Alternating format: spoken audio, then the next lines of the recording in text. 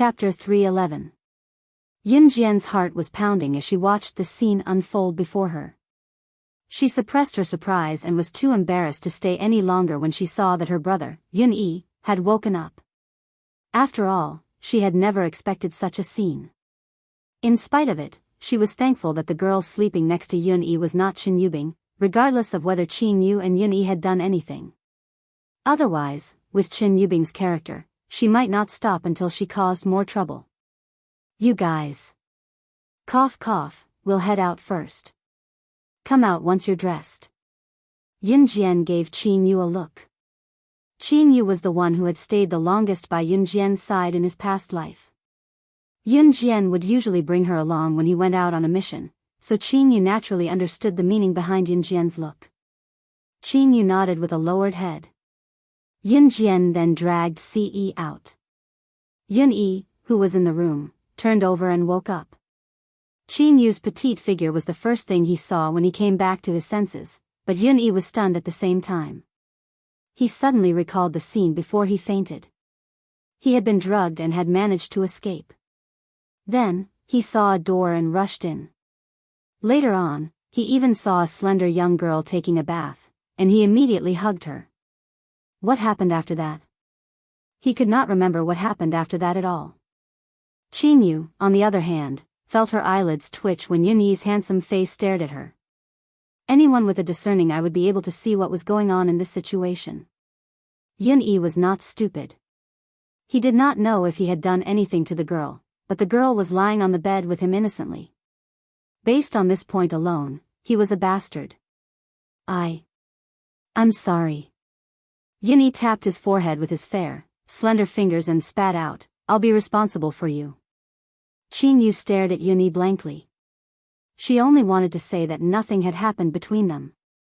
Outside the room, Yunjian and Ce were standing in the corridor of the hotel. Yunjian didn't look too upset. In fact, as long as Qin Yubing was not lying on Yun-yi's bed, Yunjian would not blame herself. Not long after, Yun-yi and Qin Yu walked out of the house neatly dressed. Qin Yu's face was pinkish and rosy, looking bitter. Yun-yi wasn't any better. After all, he was an adolescent boy, and Yun-yi was not the kind of boy who would mess around. He had never held a girl's hand other than his sister's since he was young, let alone sleeping naked on the same bed with a girl. Come with me, Yunjian said, looking at Qin Yu.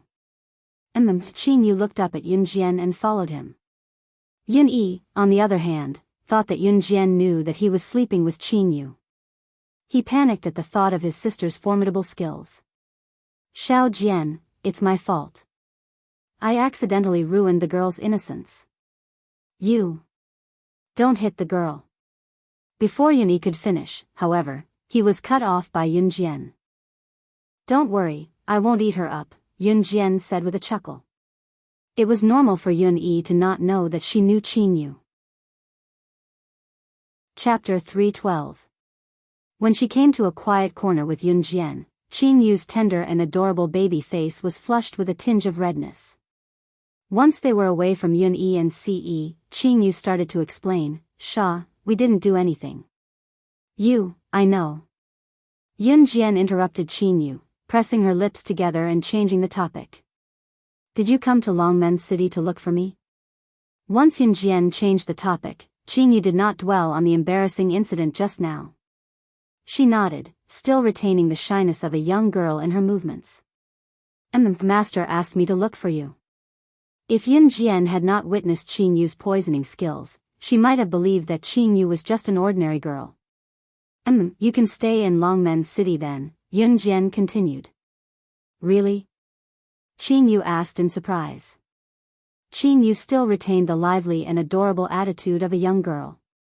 Snake. Lizard had taken Qin Yu as her disciple when she was very young and had been following Yunjian on Snake.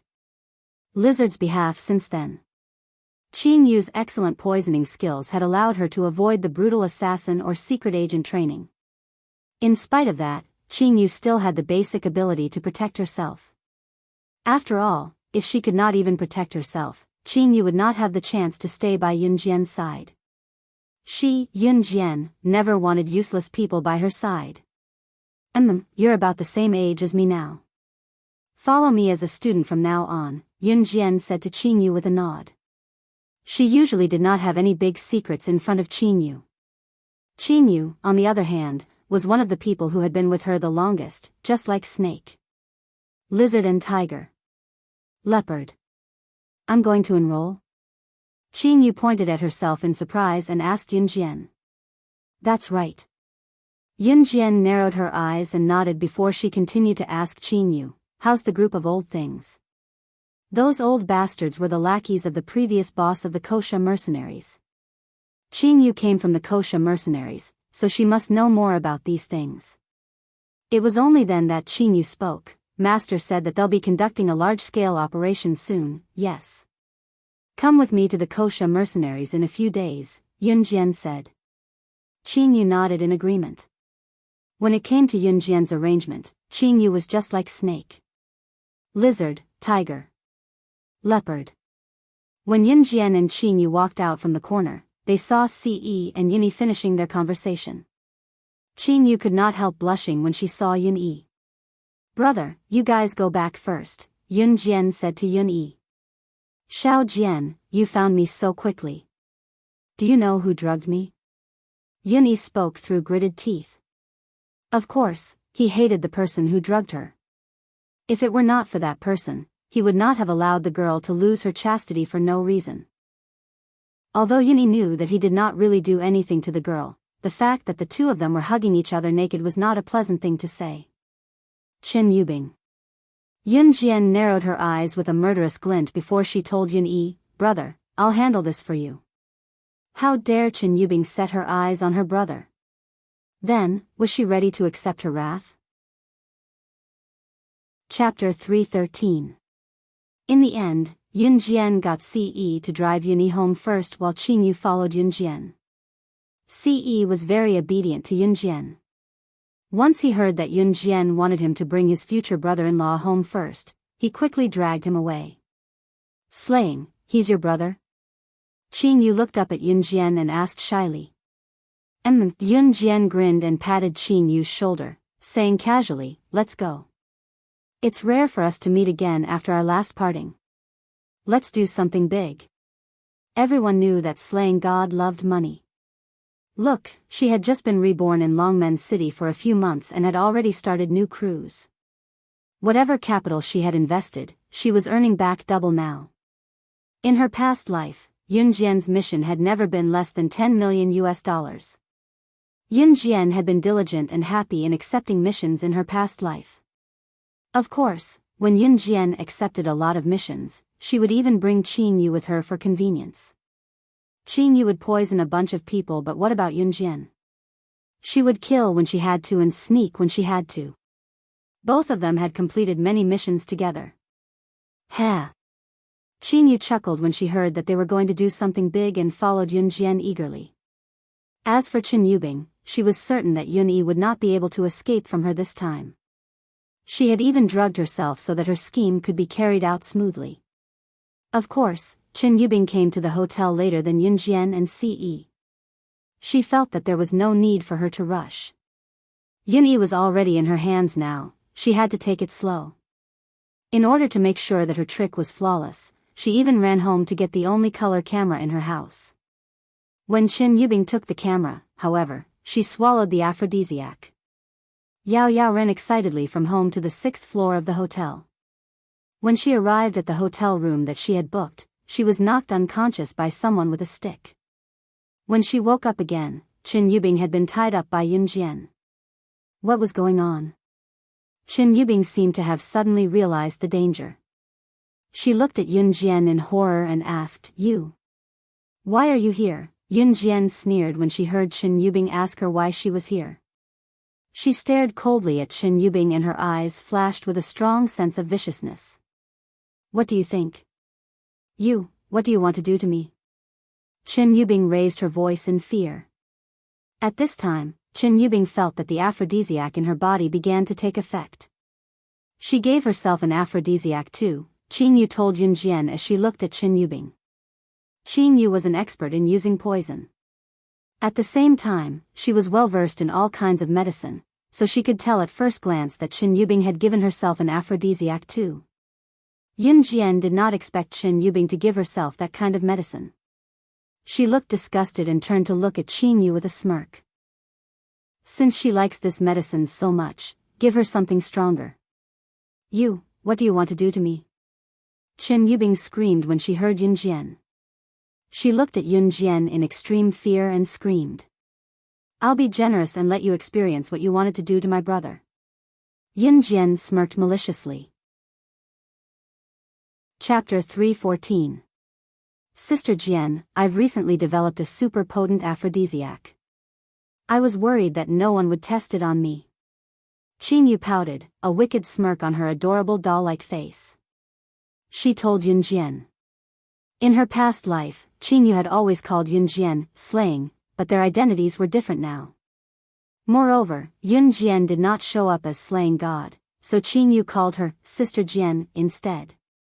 Use it on her and throw her out on the street. Yun Jian recollected her disgust and stood up to declare her sovereignty. No, you can't do this to me, you can't do this to me. I won't let you go if you do this to me. Chen Yubing shrieked again when she heard Yun Jian's judgment. I'll be waiting. Yun Jian chuckled and looked at Chen Yubing in disdain, continuing, do you think I'll give you a chance to retaliate? Chen Yubing, you should have expected this day to come since you dared to hit on my brother. Sister Jian, the injection is ready, Qin Yu told Yun Jian as she came over with a syringe in her hand. Yun Jian nodded, ignoring Chen Yubing who screamed and cried and begged for mercy. Qin Yu looked sweet but she was born with the ability to concoct and administer poison. Her hand that held the syringe plunged the syringe into Chen Yubing's body mercilessly. Chen Yubing's eyes rolled back and she fainted. There was an exciting striptease going on the street. Chen Yubing's mouth was agape as she unconsciously touched her skin on the crowded street, tearing off piece after piece of underwear. Chen Yubing wasn't particularly ugly. Her skin was slightly white, and at this moment, she was lying on the crowded street, constantly pulling off her clothes. She was moaning softly, I'm hot, hot, as more and more people gathered around. Chen Yubing became more and more excited as she tore at her clothes. In the end, she even tore off her underwear. At this moment, Yun Yi's classmates walked out of the karaoke hall together. Seeing a lot of people on the street, they ran over to take a look out of curiosity. He wouldn't have known if he didn't look, but when he did, he was shocked. It turned out to be Chen Yubing taking off her clothes in front of everyone on the street. Furthermore, he was completely naked. Chen, it's Chen Yubing. A student pointed at Chen Yubing who was lying on the ground and shouted in shock and fear. Not far from the main street, Yun Jian's tall and slender figure was wrapped in a loose down jacket. The jacket couldn't cover her thin and slender body. Her long black hair was stuck to her back in a high ponytail, making Yun Jian look very energetic. On the other side, Chen Yubing had completely lost her face. From now on, she would be despised by everyone because of her actions today. This was the outcome of those who dared to lay their hands on Yun Jian's brother. Sister Jian, that's it? You're not going to kill her? Qin Yu who stood aside blinked and asked in surprise. Forget about a woman like Chen Yubing who schemed against Yun Jian's brother. Yun Jian in her past life would have killed those who spoke rudely. According to Yun Jian's style in her past life, it would be a miracle if she did not chop Chen Yubing into pieces. That was why Qin Yu was surprised. She had a baby face and mediocre skills but she was used to fighting and killing when she was with Yun Jian. Chapter 315. After what had happened, Yun Yi would keep an eye out in the future but no one had expected Chen Yubing to do something like this. In spite of it, Chen Yubing had really met her retribution. The next day, shocking news spread from Yun Yi's school. Everyone in the school knew that Chen Yubing was having a gathering with her classmates on a certain street yesterday but for some reason, she had taken off her clothes on the street and was completely naked in the end. Some called her an exhibitionist while others called her a slut who could not help feeling lonely without a man. Chen Yubing was completely ruined here. In spite of this, it was no longer important because Chen Yubing transferred schools the next day and no one knew where she had gone to. At the same time, Yun Jian had already enrolled Qin Yu in school using New Cruz's name. Qing Yu was about the same age as Yunjian. She was assigned to Yunjian's class and became Yunjian's classmate. Not everyone could enroll in Longmen Junior High School, especially since Qing Yu was a transfer student. It was even more difficult to arrange for her to enroll directly. In spite of it, Yunjian's new crews had already established a foothold in Longmen City. Yunjian only had to get Zhang Jifan to greet the headmaster of Longmen Junior High School, and Qing Yu was successfully enrolled. After Qing Yu became Yunjian's classmate, she got along well with Chen Sini, which surprised Yunjian. Qing Yu and Chen Sini got to know each other quickly once they met. Both of them had endless things to talk about with Yunjian around, nearly causing Yunjian's ears to grow calluses. Everything seemed to have settled down. This weekend, Qing Yu and Chen Sini went shopping in the neighboring city early in the morning. They went there because while Longmen City was a city with convenient transportation and overseas trade, there was a place called the World Trade Center in Qingshan City that was closest to Longmen City. It was a huge shopping mall that was famous in the country. The World Trade Center was the must-visit place in Zhe Province. This was because the World Trade Center was not only the place with the most overseas transactions in Z country. Here, as long as there were domestic and foreign items, they could be bought. When girls went shopping for clothes, the World Trade Center was undoubtedly the first choice. Because here, one could appreciate the style of clothing from all over the world. When Yunjian was reborn in Zhe Province's Longmen City, she had never been to the World Trade Center in Qingshan City, which was the closest to Longmen City. In addition, she was not going to the military training camp this week, and the coldest winter was coming. She also planned to buy some warm clothes for Xiao Yunju. Therefore, he followed Qing Yu, Chen Sini, and took Xiao Yunju on the bus to Qingshan City. She was going to the World Trade Center to pick out some warm clothes for Xiao Yunju. When Ce heard that Yunjian was bringing Xiao Yunju to Qingshan City, he followed them without a word. The group of 5 chose to take the bus to Qingshan City. Unexpectedly, the bus to Qingshan City was packed with people. It was so crowded that they would be squashed if they stood, let alone seats. Qing Yu was immobilized in the crowded bus. She even complained to Yunjian, "Oh my God, Sister Jian, I've never taken such a crowded bus in my life." Yunjian, on the other hand, was pulling the handle of the bus driver as she shielded Xiao Yunju with one hand. It was Ce's first time taking the bus, and it was also his first time taking such a crowded bus. In spite of it, he kept one hand shielding Yunjian as he stood behind Yunjian to watch over Yunjian and Xiao Yunju. They looked like newlyweds bringing their children out for a vacation. A middle-aged woman in her 40s could not take it anymore. She gave up her seat and told Yunjian, "Young lady, I'll let you have my seat. It's not easy for a young lady like you to take care of a child." It was obvious that the woman saw Yunjian, Ce, and Xiao Yunju as a family. Chapter 316. Thank you. Ce was delighted to hear the woman's misunderstanding. Before Yunjian could speak, he took over for her and pulled Yunjian to the seat the woman had vacated, letting Yunjian carry Xiao Yunju. Ce's heartwarming gesture made the woman exclaim, "Ah, it's so good to be young."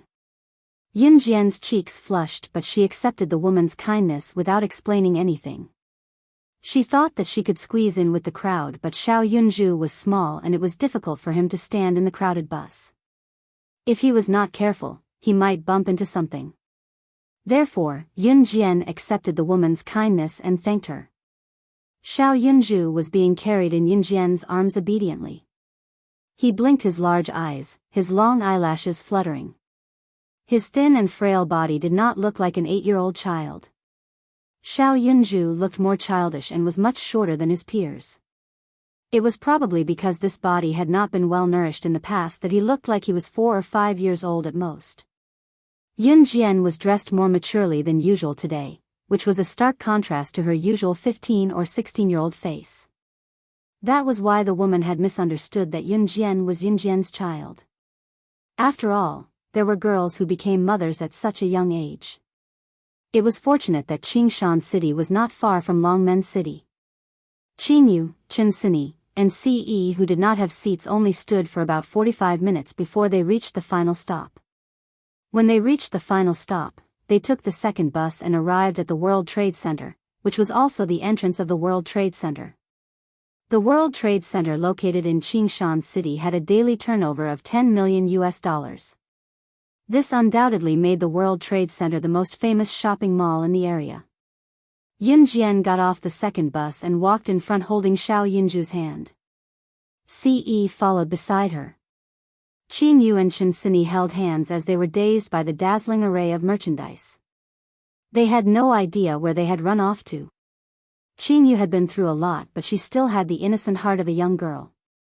Moreover, she was with her new friend, Chen Sini. Both of them looked around and walked away quickly.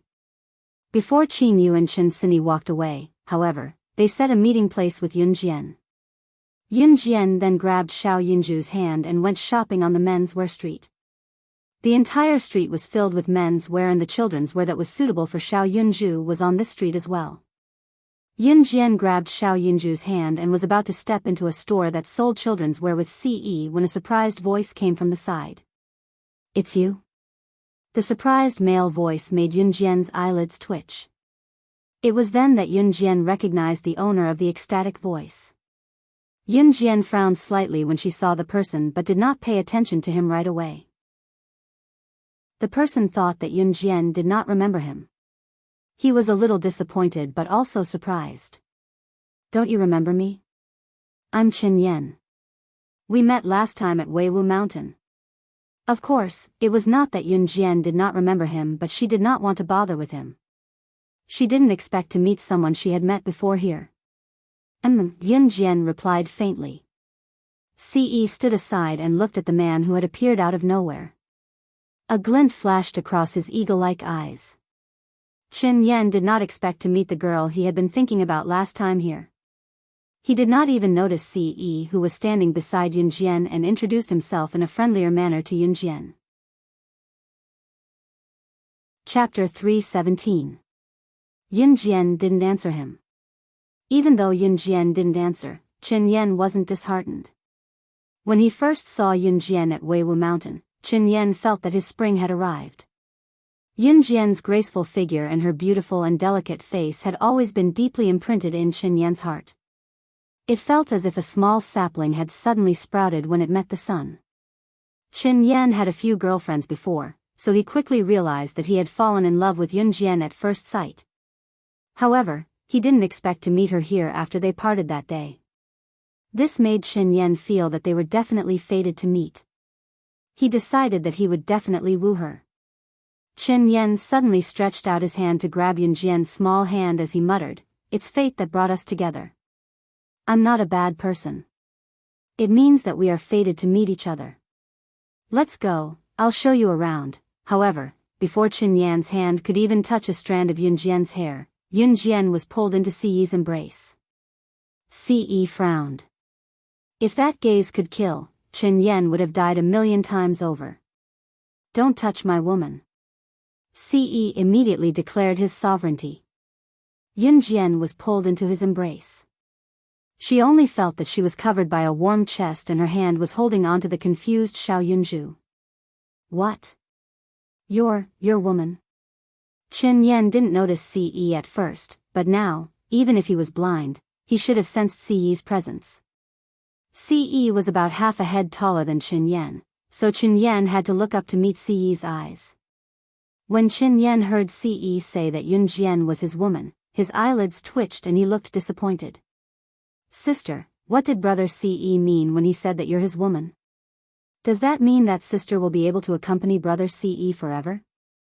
Then Xiao Zhu also wants big sister to become Xiao Zhu's woman, okay?" Xiao Yunju looked at them talking.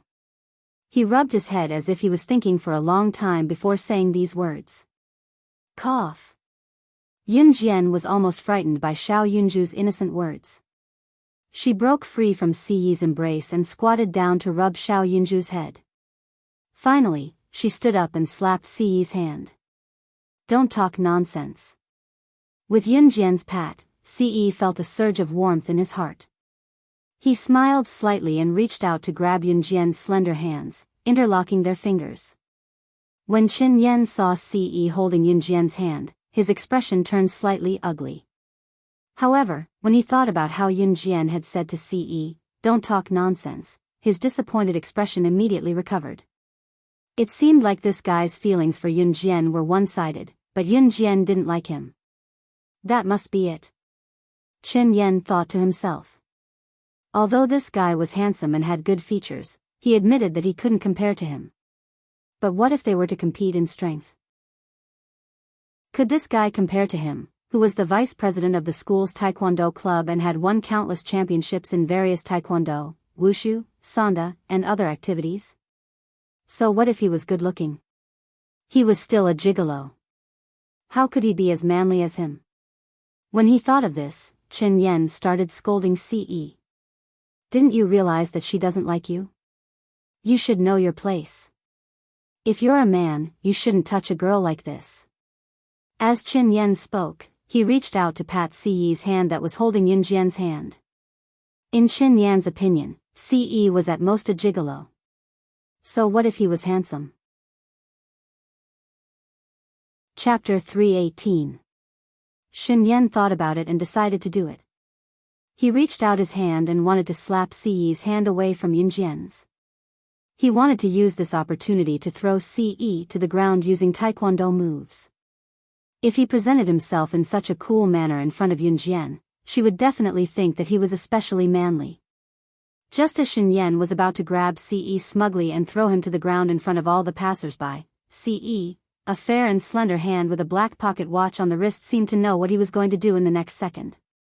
That well-defined hand grabbed Chen Yan's elbow a few steps faster than him. Ce reached out and grabbed Chen Yan's elbow. His other hand that was holding Yun Jian's hand didn't move. When his other hand touched Chen Yan's hand, he twisted Chen Yan's elbow joint. Kacha, kacha, kacha, the sound of bones breaking could be heard one after another. In the next second, Chen Yan's howl resounded through the sky. Oh! Below Chen Yan's elbow, all the bones in his hand were dislocated by Ce. The heart-wrenching pain spread through Chen Yan's elbow. His wailing and howling attracted the attention of passers-by. Apart from the intense pain from his elbow, Chen Yan was also suffering from immense fear in his heart. She had thought that Ce was a pretty boy, a useless piece of trash with a handsome face but no ability. However, when Ce attacked just now, his speed was so fast that he couldn't even see it with his naked eye. Was that even a human speed? Chen Yen swore that even the head coach of the International Taekwondo Club, whom he had the honor of meeting, wasn't as good as Ce. This was the first time Chen Yen had experienced the feeling of living a life worse than death. At this moment, Ce had already retracted his hand. One of his hands was still holding on to Yun Jian, while the other hand that had touched Chen Yen took out a piece of tissue from his pocket. He wiped the hand that had touched Chen Yen with the tissue, then threw the tissue into the air. The tissue flew in an arc in the air for a while before it was thrown accurately into a circular trash can more than 10 meters away from them. The surrounding people who saw this opened their mouths wide and stared dumbfoundedly at the tall figure. A handsome man who was 185 meters tall with short black hair and dressed in simple black stood in the middle. His big palm was still holding the small hand of a young girl. He looked at Chen Yen, whose elbow had been dislocated, wantonly and spat out a domineering and elegant word between his thin lips.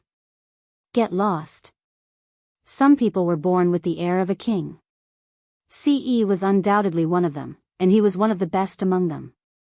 Ce was now fuming with anger. How could a piece of trash like him taint his woman? Yun Jian pursed her lips and covered Xiao Yunju's eyes to prevent him from seeing this scene. She personally didn't like Chen Yen very much. Hence, she didn't intend to pay any attention to him. Chen Yen thought that she and Ce didn't know what he was doing, but how could she and Ce not be willing to come out? Let's go. Yun Jian turned to Ce and said. However, Ce's face was still gloomy. He grabbed Yun Jian's hand and left. At the same time, he pulled Yun Jian to a secluded corner where Xiao Yunju stood in front of Yun Jian. Ce leaned over Yun Jian. He pressed Yun Jian against the wall and said with a trace of anger, "You can only be mine." Chapter 319. Yunjian's heart raced. She felt like her heart was pounding wildly in her chest. She did not understand why Ce was suddenly angry, but she covered Xiao Yunju's eyes with one hand and held Ce's head with the other, responding to his kiss for the first time. Everything else aside, she had feelings for Ce. The fluttering of her maiden's heart told her that she had feelings for him that were different from others. Both of them kissed until they were almost out of breath before Ce let go of Yunjian. Xiao Yunju's eyes were covered throughout the entire process. Xiao Yunju, however, felt the odd atmosphere as well. He blinked his big eyes and looked up to ask Yunjian, "Jijia, why did you cover Xiao Zhu's eyes? Are you and Ce going to play hide-and-seek with Xiao Zhu?" Children's innocence was the most interesting but also the most ignorant. Yunjian rubbed Xiao Yunju's head and turned to glare at Ce with a hint of complaint. "Let's go. Jijia will buy you new clothes." Yunjian held Xiao Yunju's hand and walked ahead first. Ce had both hands in his pockets. Watching Yunjian walk ahead, he raised a handsome brow and followed her. By the time Yunjian bought a few new warm clothes for Xiao Yunju, Qingyu and Chen Sini had already bought a bunch of things and were waiting for Yunjian, Ce, and Xiao Yunju at the agreed spot. They had been shopping for the entire morning and had lunch near the World Trade Center before Yunjian and the rest went home. The public transport from Qingshan City back to Longmen City was not as crowded as the public transport from Longmen City to Qingshan City. It was probably due to Qingshan City's outstanding transportation and trade. In addition, as the provincial capital of Zhe Province, Qingshan City's economic conditions were at the forefront of country Z. Therefore, there were more people going to Qingshan City. As for the bus back to Longmen City, it was enough for one person to take 2 seats. After the previous incident, Yunjian had gradually taken Ce to heart. She also understood her own feelings. Her feelings for Ce were different from the feelings she had for Qin Yiru and her brother, Yun Yi. On the weekend night, Yunjian carried her school bag and went to school as usual. But before she could walk out of the house, she was blocked by a tall figure. Ce had his hands in his pockets. One of his legs was slightly curled up as he leaned against the wall, waiting for her. "I'm going away for a while. If you need my help in the Kosha mercenaries, you can contact Shuang anytime." Ce went up to rub Yunjian's head when he saw her walking over. As he spoke, his eyes stared straight at her. The indulgence in his words was not concealed at all. Be careful," Yunjian could not help reminding him. Ce was stunned. The corners of his handsome lips curled into a handsome smile. She was concerned about him. Carrying her school bag, Yunjian passed by a fork in the corner after she came out of her house. It was a secluded alley. At this moment, her eyes suddenly flickered. Not long after, a group of more than 10 people came from all directions and surrounded Yunjian. This group of people were all dressed in black, which made people involuntarily think of gangsters. A coquettishly dressed woman walked over from behind Yunjian while leaning against a plump man. Yunjian's eyes flickered as she took a good look at the woman's face. The woman who had changed her appearance was none other than Chen Yubing, who had tried to harm her brother, Yun Yi, some time ago. Chen Yubing looked completely different now. She had heavy makeup on her face as she snuggled in the man's arms who was in his 40s and old enough to be her father. Chapter 320. It had only been a few days and Chen Yubing had changed so drastically. Moreover, she was currently nestled in the arms of a man in his 40s. Yunjian felt goosebumps rising all over her body at the sight alone. However, she never showed her feelings on her face. Yunjian maintained her usual nonchalant expression as she stared at Chen Yubing.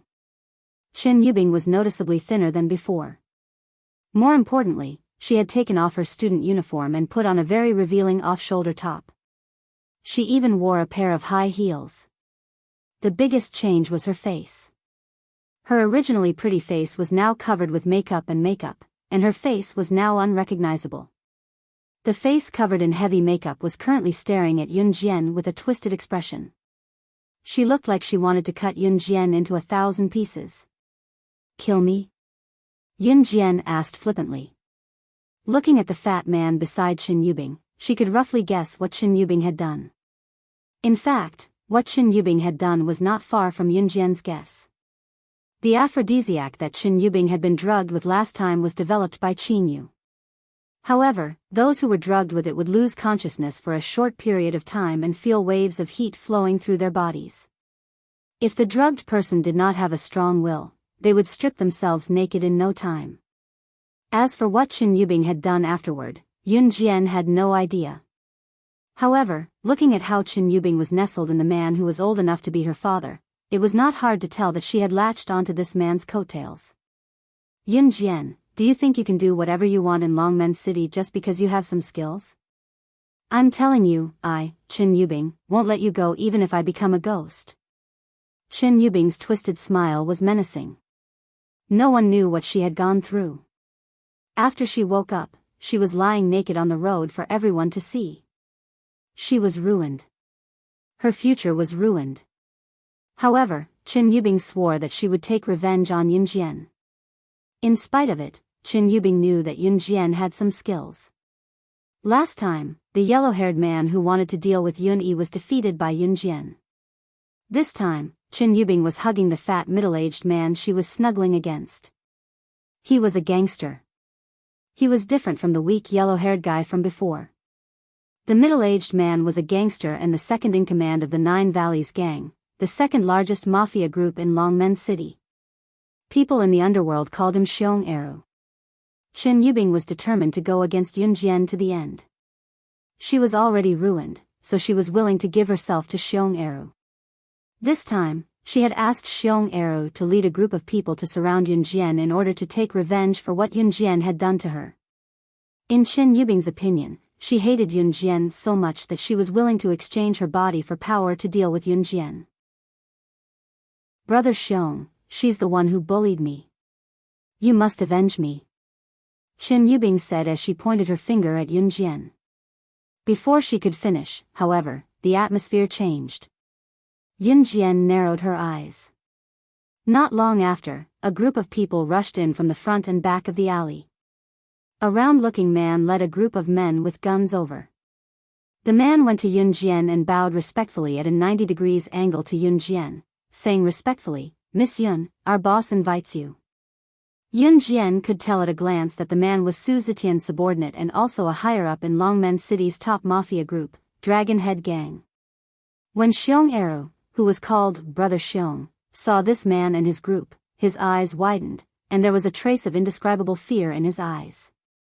He was the second in command of the Nine Valleys Gang, but the Nine Valleys Gang, the second largest mafia group in Longmen City, dared not offend people from the top mafia group, Dragon Head Gang. His temporary bed partner, Qin Yubing, who was just an ordinary junior high school girl whom he wanted to surround, Yun Jian, could command such respect from Dragon Head Gang's higher-ups. Chapter 321. The round-looking man was the underling of Longmen City's mafia boss, Su Zetian. He was also a high-ranking member of Dragon Head Gang, Sun Jingwei. Yun Jian knew him. She had interacted with many of Dragon Head Gang's high-ranking members when she fought for Su Zetian in the tournament. Since her victory in the tournament, Su Zetian and the high-ranking members of Dragon Head Gang respected her even more. Yun Jian nodded softly, agreeing to Sun Jingwei's request. Su Zetian wanted to see her. Even though Su Zetian hadn't contacted her since the last challenge tournament, he was still the father of her brother's best friend. Moreover, Su Zetian was also a member of the Kosha mercenaries. His position was low, but she was not one to put on airs. "Miss Yun, please." Sun Jingwei gestured for permission, intending to let Yun Jian go first. Just as Yun Jian took a step forward, Qin Yubing's vengeful voice rang again, "Wait. Yun Jian, don't think you can leave so easily." Qin Yubing was a little afraid of Sun Jingwei and his men with guns, but she had heard Xiong Eru bragging so much when she had sex with him that she thought he was a fearless person in Longmen City. Moreover, Xiong Eru had told Qin Yubing that he would seek justice from Yun Jian for her before they came. How could Qin Yubing sit still when she saw that Yun Jian was leaving? She shouted angrily at once. Yun Jian, do you think it'll work just because you found a helper? Huh, Brother Xiong will definitely kill you for me. Chen Yubing snuggled up to Xiong Eru. Her round breasts were almost touching Xiong Eru's chest. A teenage girl with a man old enough to be her father. It was an unflattering sight. Isn't that right, Brother Xiong? Chen Yubing, on the other hand, seemed to want Xiong Eru's guarantee. She leaned closer to Xiong Eru. To Chen Yubing, she had sacrificed her body to make a deal with Xiong Eru in order to take revenge on Yun Jian, who had ruined her reputation. She did not believe that she could not destroy Yun Jian. Ha! Listening to Chen Yubing's confident words and looking at how she leaned on the man, Yun Jian could not help scoffing with a small smile. What are you laughing at? Brother Xiong, she's bullying me. You have to help me. You said you'll help me. In bed, Brother Xiong had promised her that he would help her get rid of Yun Jian, whom she hated the most. This was why Chen Yubing had been serving Xiong Eru with all her hearts. Otherwise, how could a young girl like Chen Yubing be willing to face a man who was as old as her father every day? She wasn't a fool, so how could she be willing to do that? Xiong Eru, Miss Yun is an honored guest of our Dragon Head gang. She's someone that even our boss has to respect. Our boss said that whoever dares to touch Miss Yun in Longmen City will be going against Dragon Head gang. Sun Jingwei obviously knew Xiong Eru. He spoke to Xiong Eru with a threatening tone. Everyone knew that Dragon Head gang was the top mafia group in Longmen City, while the Nine Valleys gang could only be ranked second. Even the Nine Valleys gang's boss dared not go against Dragon Head gang, let alone Xiong Eru. Chapter 322. When Xiong Eru and Chen Yubing were having S**X, he had indeed bragged about his abilities and even boasted that there was no one in Longmen City that he could not touch. Chen Yubing was vengeful and was tricked by Xiong Eru. Not only did she offer her body to him, she was also slapped in return. Chen Yubing, who was slapped to the ground by Xiong Eru, had mixed feelings. Holding the side of her face that was slapped, her small eyes narrowed. Big Brother Xiong, why you didn't keep your word?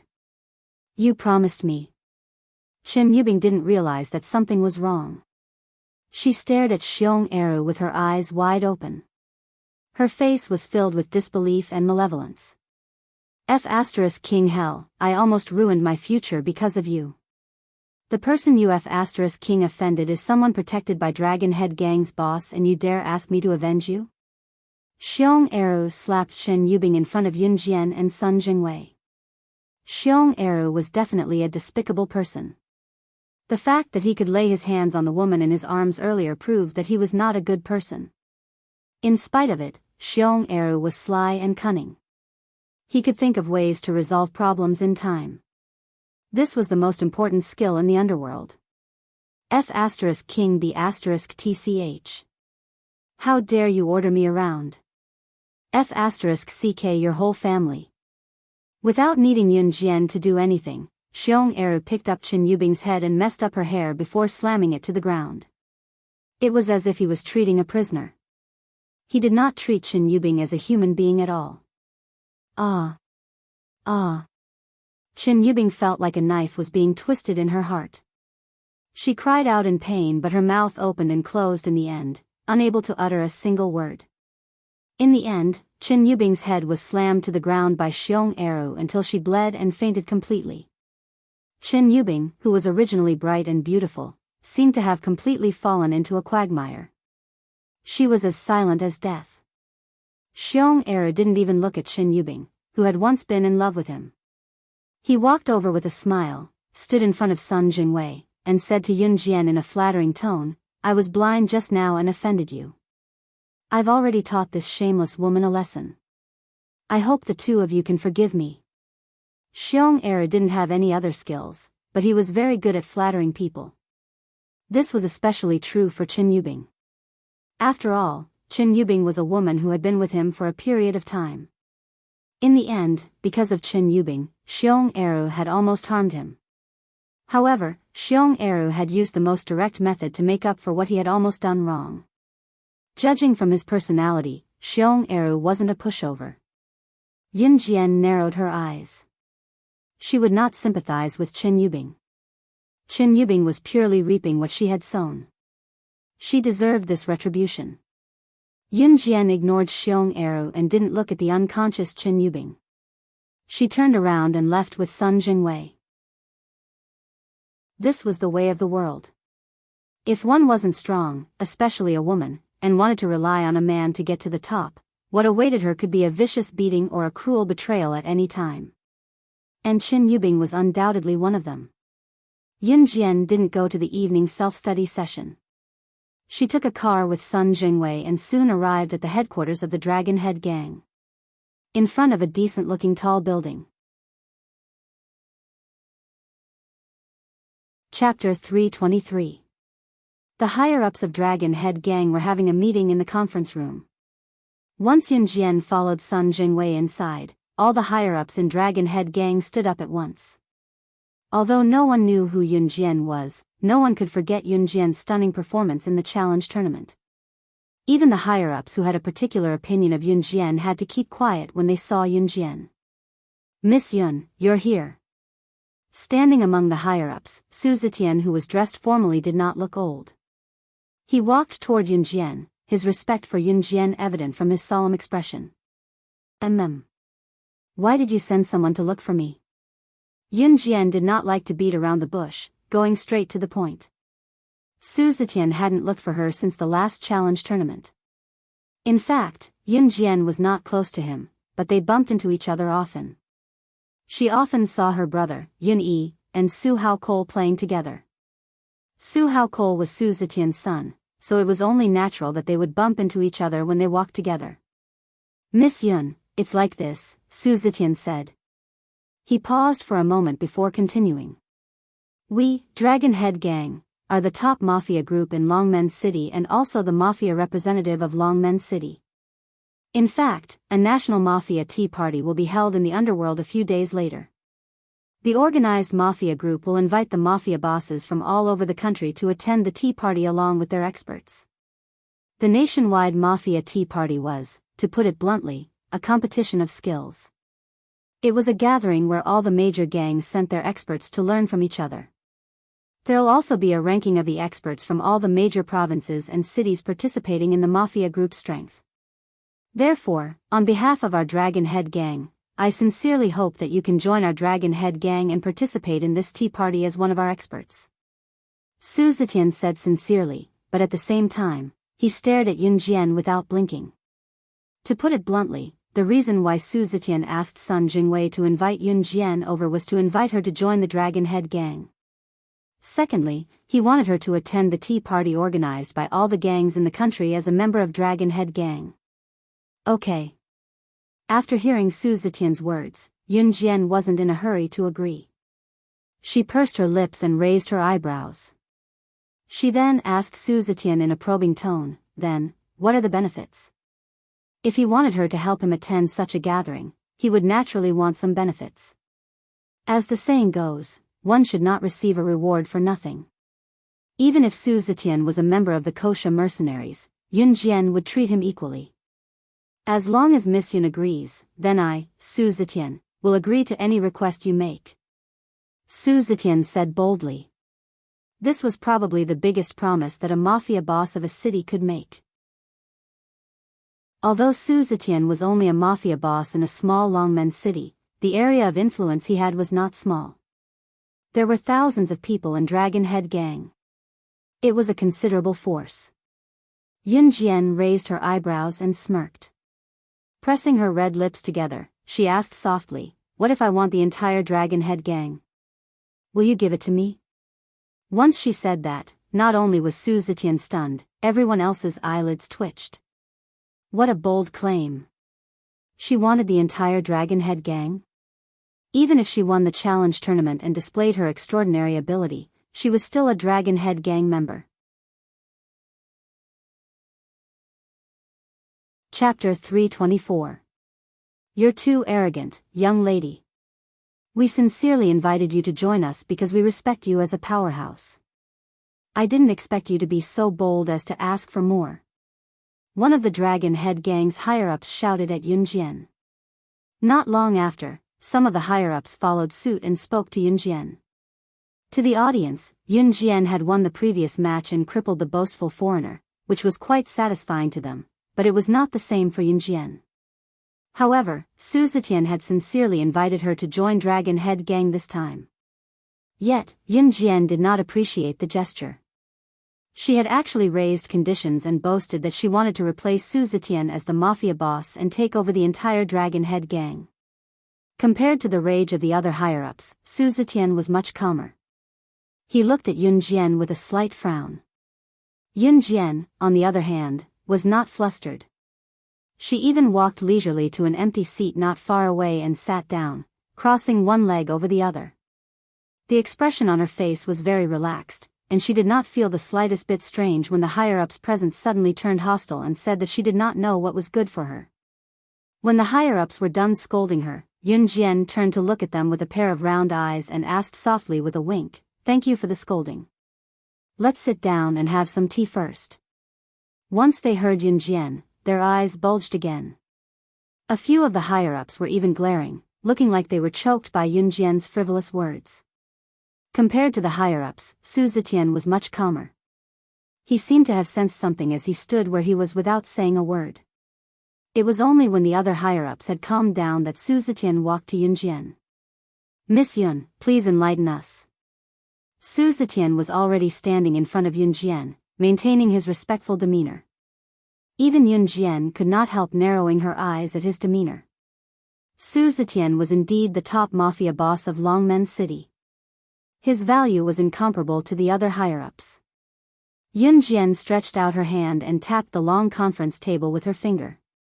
Then she stood up and turned to look at Su Zetian. "You're undoubtedly the mafia boss of Longmen City now. No one can take your position away from you. It's true that you're as stable as a mountain, but don't you want to go one step further and become the mafia boss of the entire Zhe province and even the entire country?" Su Zetian was a mafia boss, but his influence was limited to Longmen City. It could be said that he was nothing outside of Longmen City. Not only did Yunjian's words make Su Zetian's heart skip a beat, but the higher-ups of Dragon Head Gang could not help feeling alarmed as well. Everyone was content with the status quo. They had thought about how to strengthen their position in Longmen City, but no one had thought about it and no one dared to think about it. Dragon Head Gang was deeply rooted in Longmen City.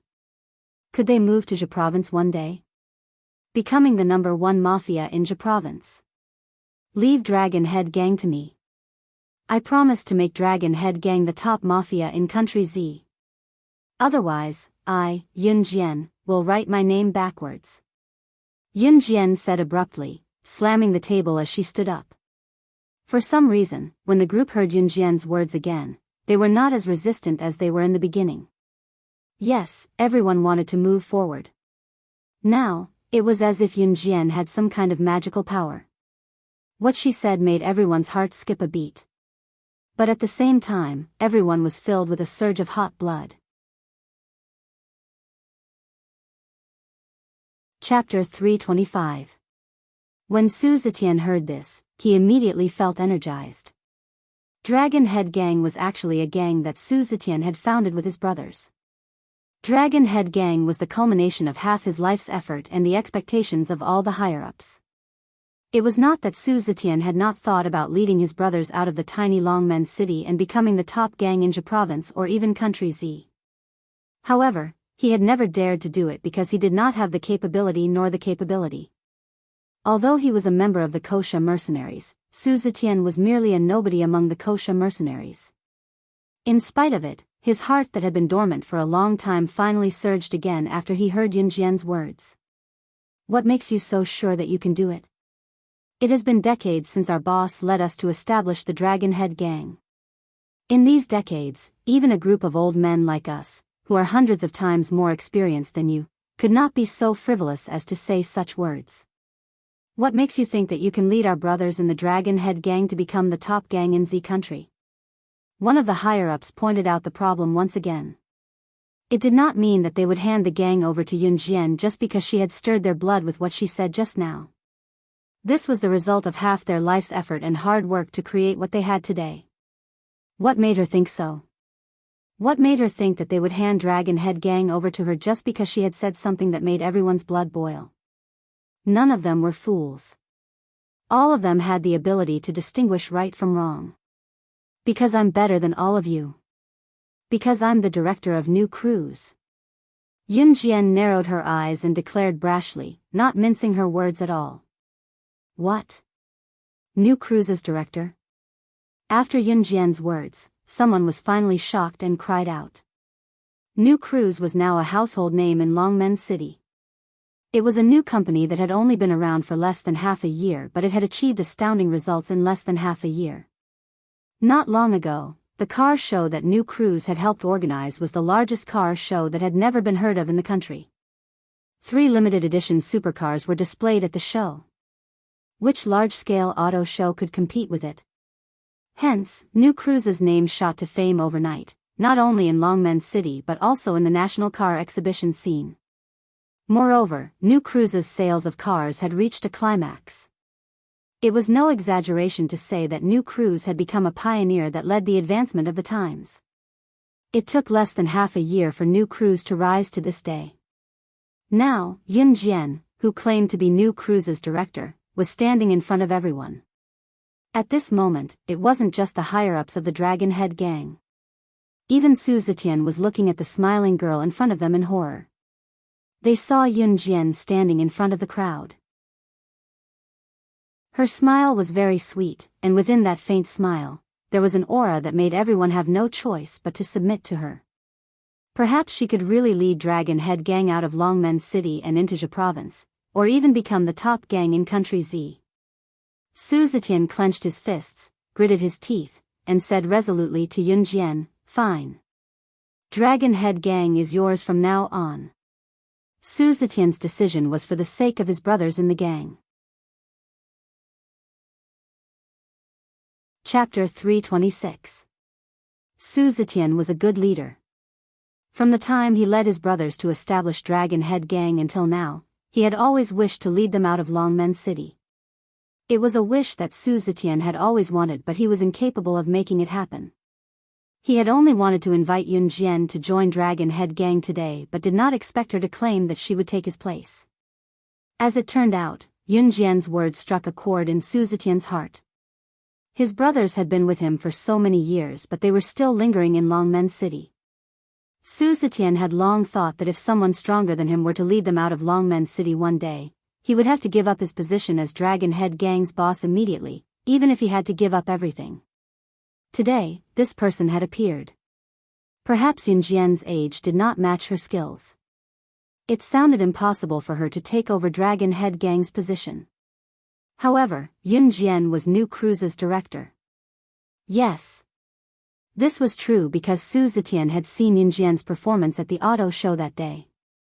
How could Yun Jian be an ordinary person when she could make New Cruise, which was founded less than half a year ago, rise so quickly and become a renowned company in Longmen City and even the country as a director? Therefore, Su Zetian agreed to take a gamble. Boss. Boss. No. The cries of Dragon Head Gang's higher-ups rang. Su Zetian closed his eyes and pondered for a long time before he gestured for everyone to quiet down. Say no more.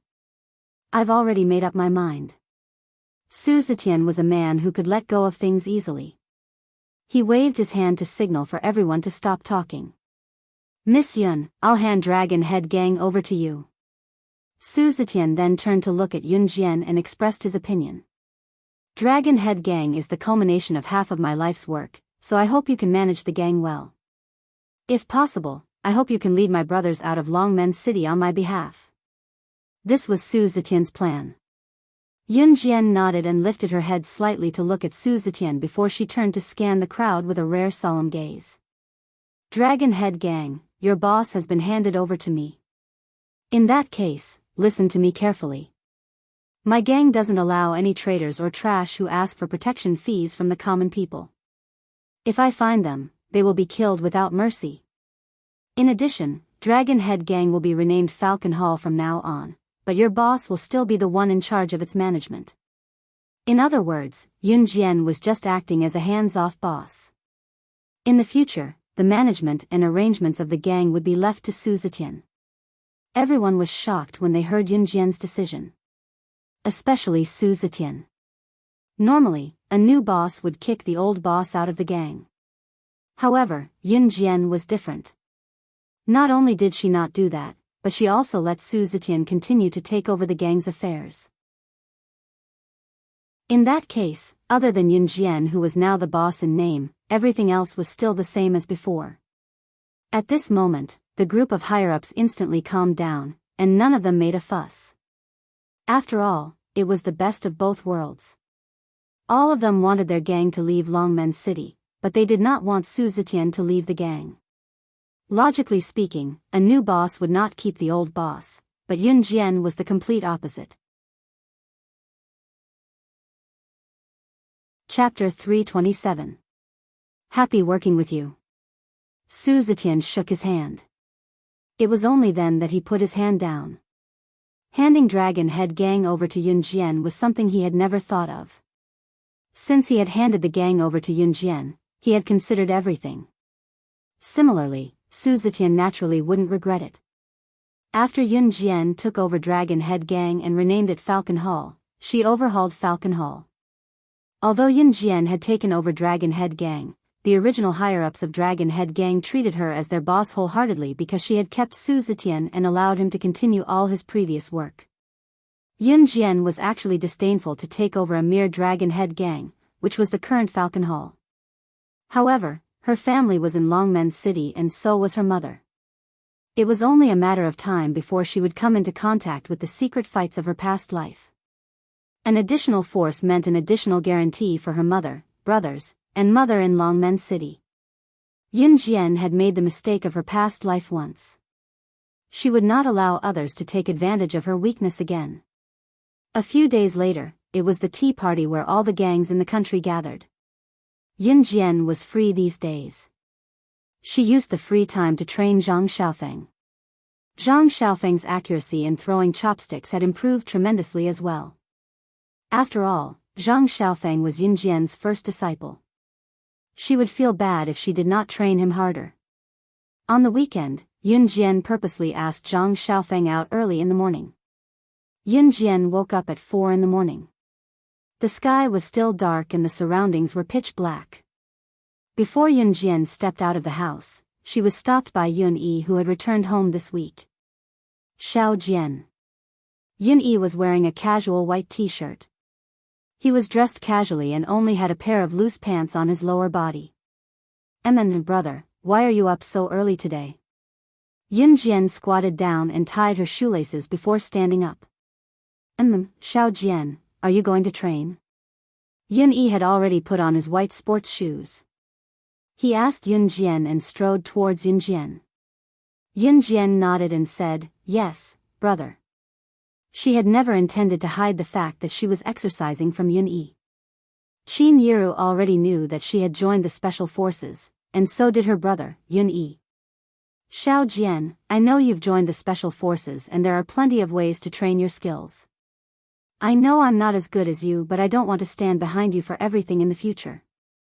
I want you to know that I've got your back. So, Xiao Jian, I want to train with you guys in the future, is that okay? Yun Yi blurted out. Every time something happened, it was his younger sister who stood up for him. Yun Yi was a man and he wanted to be strong too. Yun Jian narrowed her eyes. She knew that her brother was asking her to train him. She was already worried about her brother and mother, Qin Yiru, when she was not around in the future. If Yun Yi wanted to be strong, she was naturally willing to agree. Of course. Yun Jian's lips curled up into a smile. Since they were going to train, she would make her brother a powerhouse. She could prevent him from becoming a powerful killing machine, but at least dealing with third-rate assassins was her minimum requirement for her brother and Zhang Xiaofeng. Chapter 328. The result of Yun Yi joining as Yun Jian's training partner was to practice throwing chopsticks with Zhang Xiaofeng and Yun Jian after their morning run. Zhang Xiaofeng had been practicing throwing chopsticks for quite some time now. Even if he were to place an empty beer bottle tens of meters away, he would still be able to throw it accurately. Heh, Master's brother. You're practicing with me under Master. According to the rule of first come, first served, you have to call me senior brother. Zhang Xiaofeng was bubbly as he went up to Yun Yi and teased gleefully. Yun Yi knew that Zhang Xiaofeng was joking with him, but he only smiled and continued to practice throwing chopsticks. The task of throwing chopsticks sounded simple, but if the empty beer bottle was placed dozens of meters away, it would be difficult to throw the chopsticks again. Come here. Just as Zhang Xiaofeng and Yun Yi were teasing each other, Yun Jian waved a hand to signal Zhang Xiaofeng to come to her. Huh?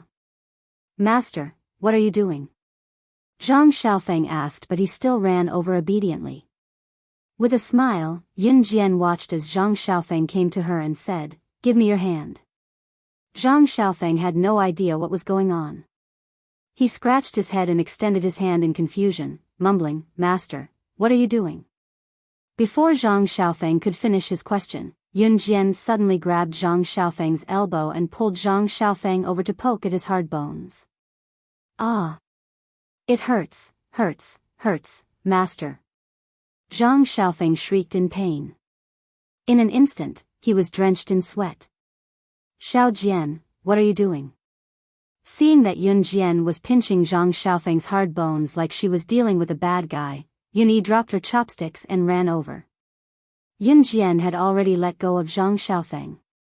Zhang Xiaofeng was as limp as a puddle of mud, almost falling over. Get up. You're not dead yet. Yun Jian patted Zhang Xiaofeng, who was sprawled on the floor like he was about to die. Zhang Xiaofeng moved the hard bones on his wrist and ankle that were pinched by Yun Jian out of the blue and almost suffocated him from the pain. Huh? Why doesn't it hurt anymore? Zhang Xiaofeng swung his hand and stomped his foot, exclaiming in surprise. It was as if the pain that he was drenched in sweat just now was an illusion. Do you want to do it again? Yun Jian asked with a smirk. No, no, no, no. Zhang Xiaofeng shouted in English due to his nervousness.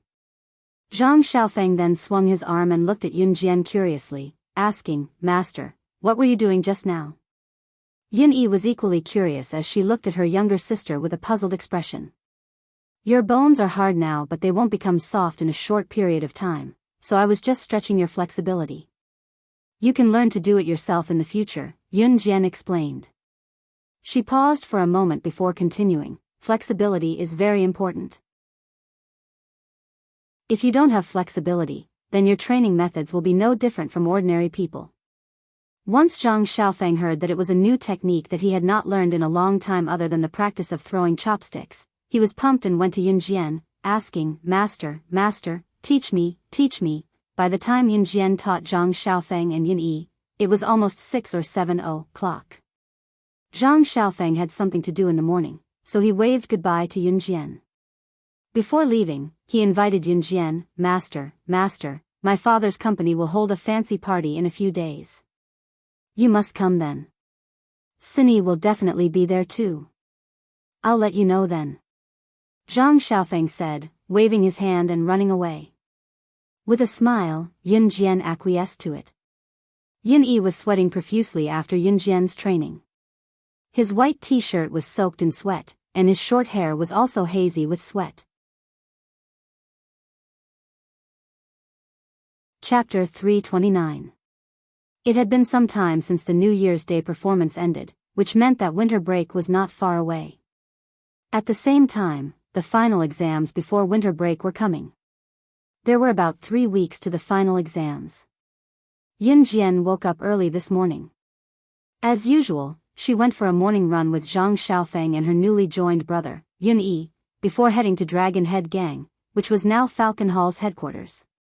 The fact that the original Dragon Head Gang had changed its name to Falcon Hall had caused a commotion in Longmen City. The reason for the commotion was that the original Dragon Head Gang, which was now Falcon Hall, had changed hands. Su Zetian was no longer the mafia boss. It was said that the position of Longmen City's mafia boss was replaced by a woman named Slang Luo. This woman named Slang Luo was, without a doubt, Yun Jian. Yun Jian was the one who came up with the moniker. Yun Jian did not plan to replace Longmen City's mafia boss with her real name, and she was too lazy to think of a new name. Slaying God was her codename when she was the king of secret agents, so it was inappropriate to use it again. Slashing God was her codename as a special forces soldier, so it was inappropriate for it to appear again. Hence, Yun Jian adopted the slaying character from her past life's codename, Slaying God, and formed a new codename with Luo Gong. Slaying Luo. Hence, the most popular rumor in the underworld was that a woman named Slaying Luo had replaced Longmen City's mafia boss. It was also said that this woman named Slaying Luo had killed her way into Dragon Head Gang's inner circle, but she did not cripple the gang's original boss, Su Zetian, but let him continue to take over his original job. There were people who commented on Falcon Hall's new boss, "This woman must be out of her mind." Of course, there were many rumors, but no one had the ability to obtain accurate information. Hence, everything became hearsay. Now, Yun Jian was carrying a shoulder bag as she walked toward Falcon Hall's headquarters. There was a small shop near Falcon Hall's headquarters. Yun Jian went in to buy a pack of bubble gum and blew a few bubbles as she leisurely made her way to Falcon Hall's headquarters. When the two men guarding the door saw Yun Jian, they couldn't help but shout happily, "Boss!" Everyone in Falcon Hall had heard about what happened to Yun Jian. However, no one would not recognize Yun Jian as their boss. The news had spread in the gang that their new boss was the director of New Cruise. She spent less than half a year to bring New Cruise to where it was today. It was obvious that her strength was not to be underestimated. Yes. Yun Jian also nodded at the two guards. Then, she stepped through the main entrance of the building and walked inside. After a while, Yun Jian came out again. But this time, Yun Jian didn't come out alone. There were two people beside her. At first glance, the person on the left was Qin Yu while the one on the right was Su Zetian. Yes, Yun Jian was carrying a shoulder bag. She was planning to go to the National Underground Mafia's tea party. She only planned to bring two people, Su Zetian and Qin Yu. In the beginning, the higher-ups objected to the arrangement. After all, Yun Jian was the boss of Longmen City's underworld. Now that she was going to attend the tea party of the National Underground Mafia, it was only natural that she brought sufficient manpower. In spite of it, other than Su Zetian and Qin Yu, Yun Jian did not plan to bring anyone else.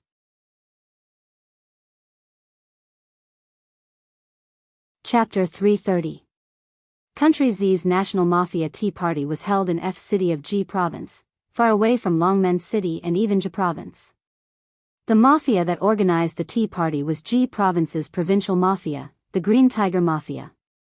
The Green Tiger Gang had been established a long time ago. It was said that the gang had already gained a foothold in the area during the Qing dynasty. Even after the war ended, the Green Tiger Gang was still the boss of the entire Ji Province.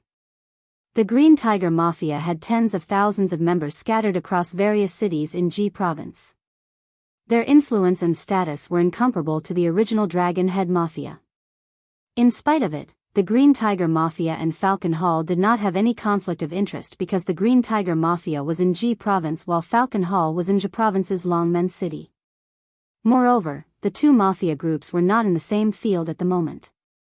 One was the provincial boss while Falcon Hall was at most the biggest mafia group in Longmen City. With Falcon Hall's current status, they did not have much influence even in Ji Province. Now, Yun Jian was driving her beloved car, the LaFerrari sports car, to F City of Ji Province. The back of the sports car could seat people as well, so it was not a problem for Su Zetian and Qin Yu to sit inside.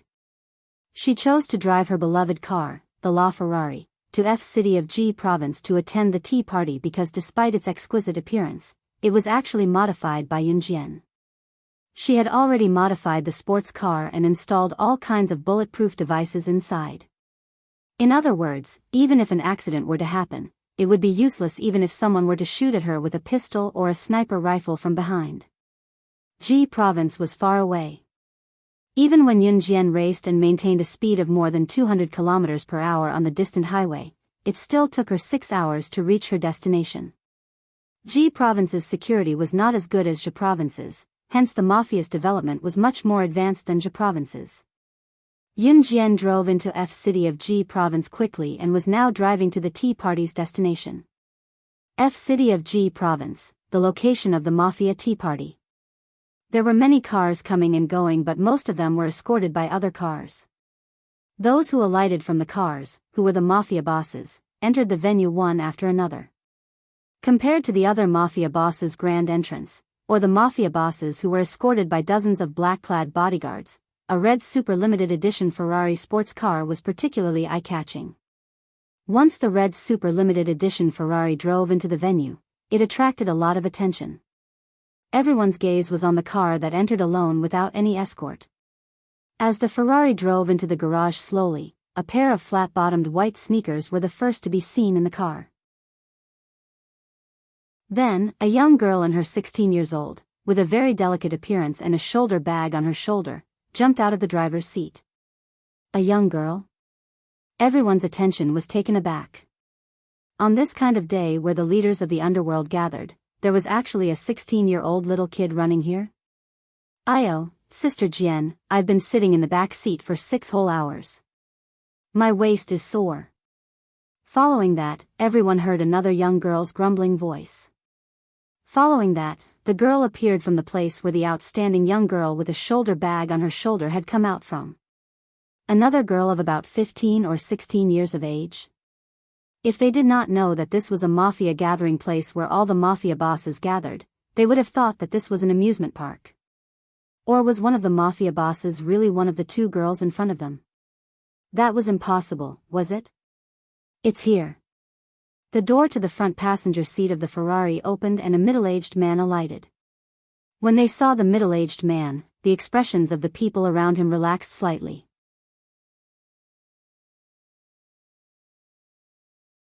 Chapter 331. After all, how could a young girl be the boss of a mafia? Letting an underage girl manage an entire mafia? This was not a game. Therefore, everyone's thoughts were the same. In spite of it, everyone took a second look at Yun Jian and the other 2 girls. Everyone assumed that Su Zetian was the boss of this mafia and that Yun Jian and Qing Yu were his fighters. But even so, it was enough to surprise people. As a mafia boss, were you planning to embarrass yourself by bringing 2 young girls to this national mafia tea party?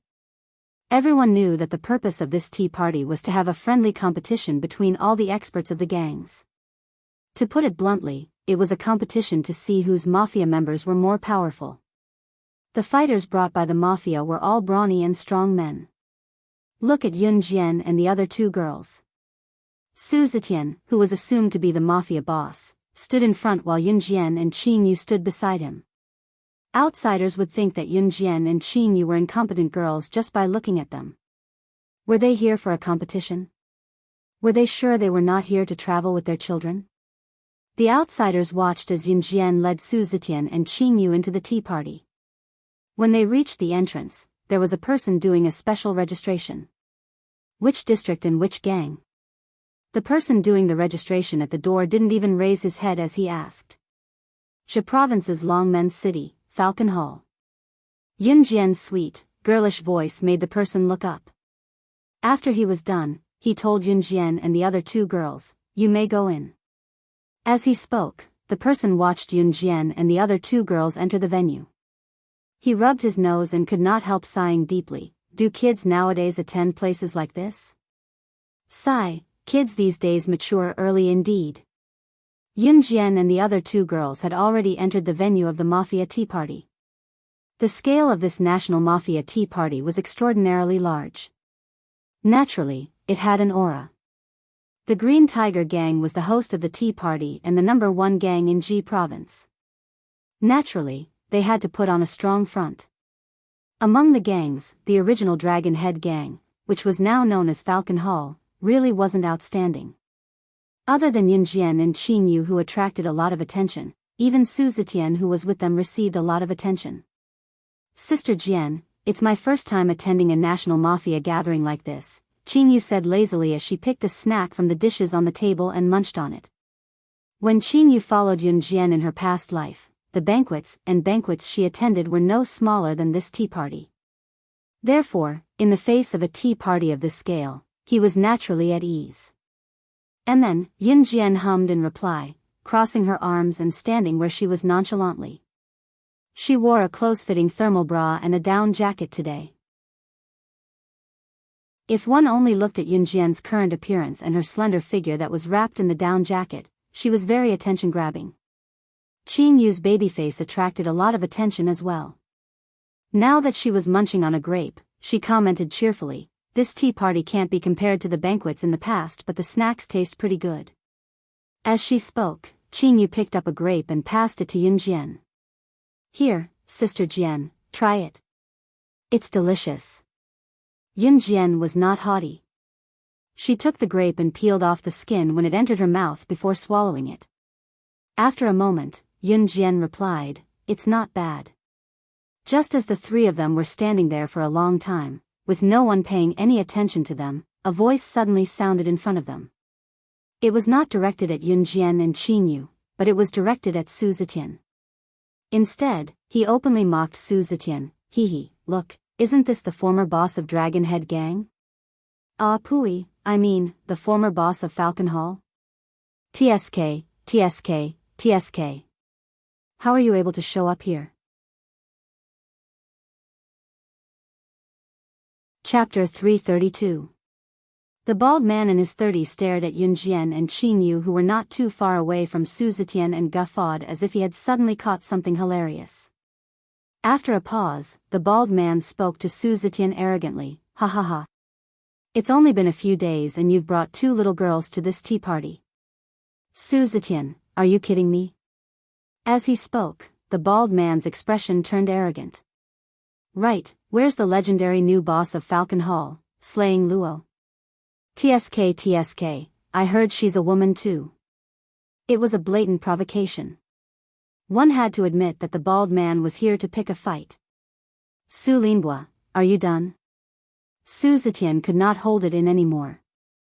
He finally lost it when Yin Jian did not say anything and roared back at the bald man. The bald man called Su Linbua picked his nose. He picked out a pile of booger from his nostrils and played with it twice between his fingers before flicking it off. He then pointed his nose at Su Zetian and said in an imposing manner, "What? Oh, I know. Su Zetian, you're not the boss now. Could it be that Falcon Hall's new boss, slaying Luo, doesn't dare to show up? Huh, but that's true. I heard slaying Luo is a woman. How would a woman dare to come to the territory where we men gather?" Su Linbua looked smug. Su Linbua was obviously acquainted with Su Zetian. Reality also proved that Su Linbua and Su Zetian had a deep connection. Su Zetian used to be the boss of Zhe Province's Longmen City, but Zhe Province had more than one city. There was a city near Longmen City called Yuzhou City, and Su Linbua was the boss of Yuzhou City. The two big bosses in the neighboring districts also had a great relationship with each other. Moreover, Su Linbua and Su Zetian had a huge conflict because of some things back then. Today was another national tea party. When Su Linbua saw Su Zetian, he naturally knew that he was no longer the boss of Falcon Hall. Enemies were usually enraged when they met, so Su Linbua had to come over and taunt him before he would let it go. After all, they were not on good terms back then. How bad was it? The two gangs were almost about to have a cross-city fight. But in the end, they didn't fight it out. Just as Su Linbua was feeling smug and completely ignored Yin Jian and Qing Yu, a voice suddenly rang out. The young lady's clear and refined voice was even more eye-catching in this noisy tea party. "Who said I didn't dare to come? Am I not here now?" Yin Jian suddenly interrupted, but her sudden admission caught Su Linbua, who had been complacent and even a little smug, off guard. Since Yin Jian had answered Su Linbua's question, did it mean that she was the current boss of Falcon Hall, the woman named Slaying Luo? No matter how bad Falcon Hall was, it was still the top mafia group in Longmen City, a legitimate mafia group with thousands of members. Su Linbua and the others were already surprised when they heard that the original Dragon Head gang had been taken over by a young woman named Luo Sha. After all, how could a gang be taken over by a woman? Many people would think that a woman would take over a gang and become the boss.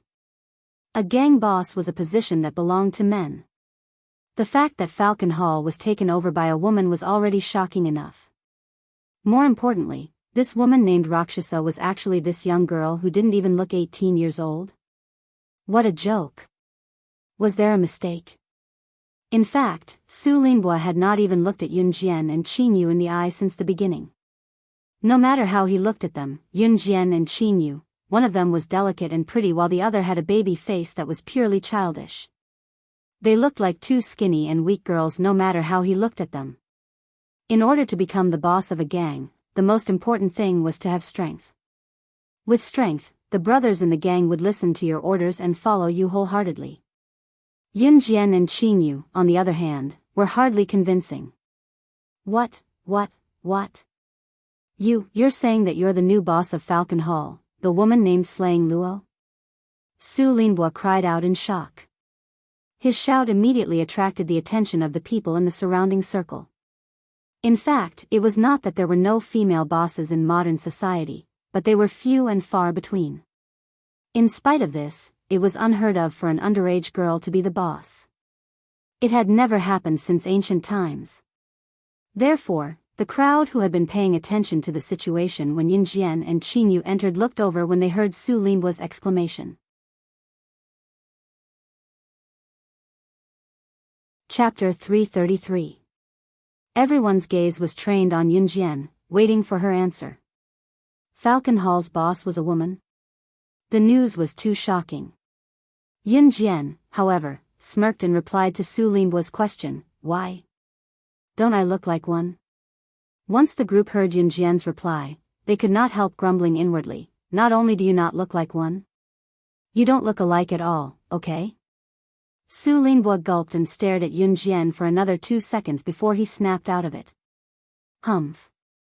Since he had said confidently that Yun Jian, Falcon Hall's boss, was not present, Su Linbo's mood was more or less affected as he scoffed. Although Yun Jian had no grudge against him, Su Linbo and Su Zetian had a deep grudge. Now that Yun Jian had taken over Falcon Hall, Su Linbo hated Yun Jian as well. Hence, Su Linbo continued quickly, casting a sidelong glance at Yun Jian as he spoke. "Humph, ignorant brat." As he spoke, Su Linbo's gaze turned to Su Zetian again, his words laced with indescribable malice. "Ha, Su Zetian, oh Su Zetian, you're amazing too. Aren't you arrogant? Now, you've handed your gang to an underage brat. Humph, Su Linbo, shall open my eyes wide and see how long Falcon Hall can last." He was mocking Yun Jian in disguise, hinting that Falcon Hall would fall one day after Yun Jian took over. Su Zetian was not a person who would rage at the slightest provocation, but anyone who heard it would not be able to tolerate it. Just as he was about to retort, however, Yun Jian tugged at the corner of his shirt. "Sister Jian, what are you doing?" Su Zetian's gaze was locked as he asked in bewilderment at Yun Jian's action. Yun Jian did not look at Su Zetian nor did she answer him. Her gaze was trained on Su Linbo, the murderous intent in her eyes blatant. "Open your dog eyes and see how much stronger the gang I lead will be compared to a villain like you who speaks behind others' backs." She could crush a despicable person like Su Linbo with one hand. She was the king of secret agents who had made it to where she was now by stepping on the corpses of people who were known as powerhouses. Yun Jian did not think much of Su Linbo even if he was a European arms tycoon, let alone a city-level boss in Jia province. The girl's domineering words echoed throughout the place. For a time, countless famous people were stunned on the spot. Whether Yun Jian was capable or not, she was at least holding the fort now. Su Linbo felt a little guilty from Yun Jian's words, especially when he met Yun Jian's gaze. The murderous intent in Yun Jian's eyes made him shudder. In spite of it, Su Linbo was forced to retort Yun Jian due to his pride. "Humph, I'll be waiting." As he spoke, Su Linbo walked away disgruntledly since he could not win back his pride. As a result, the uproar that was caused just now was instantly dispelled. "Who's that? So annoying." Qin Yu leaned against a long table next to Yun Jian and spoke cheerfully, peeling another grape and chewing it before swallowing it.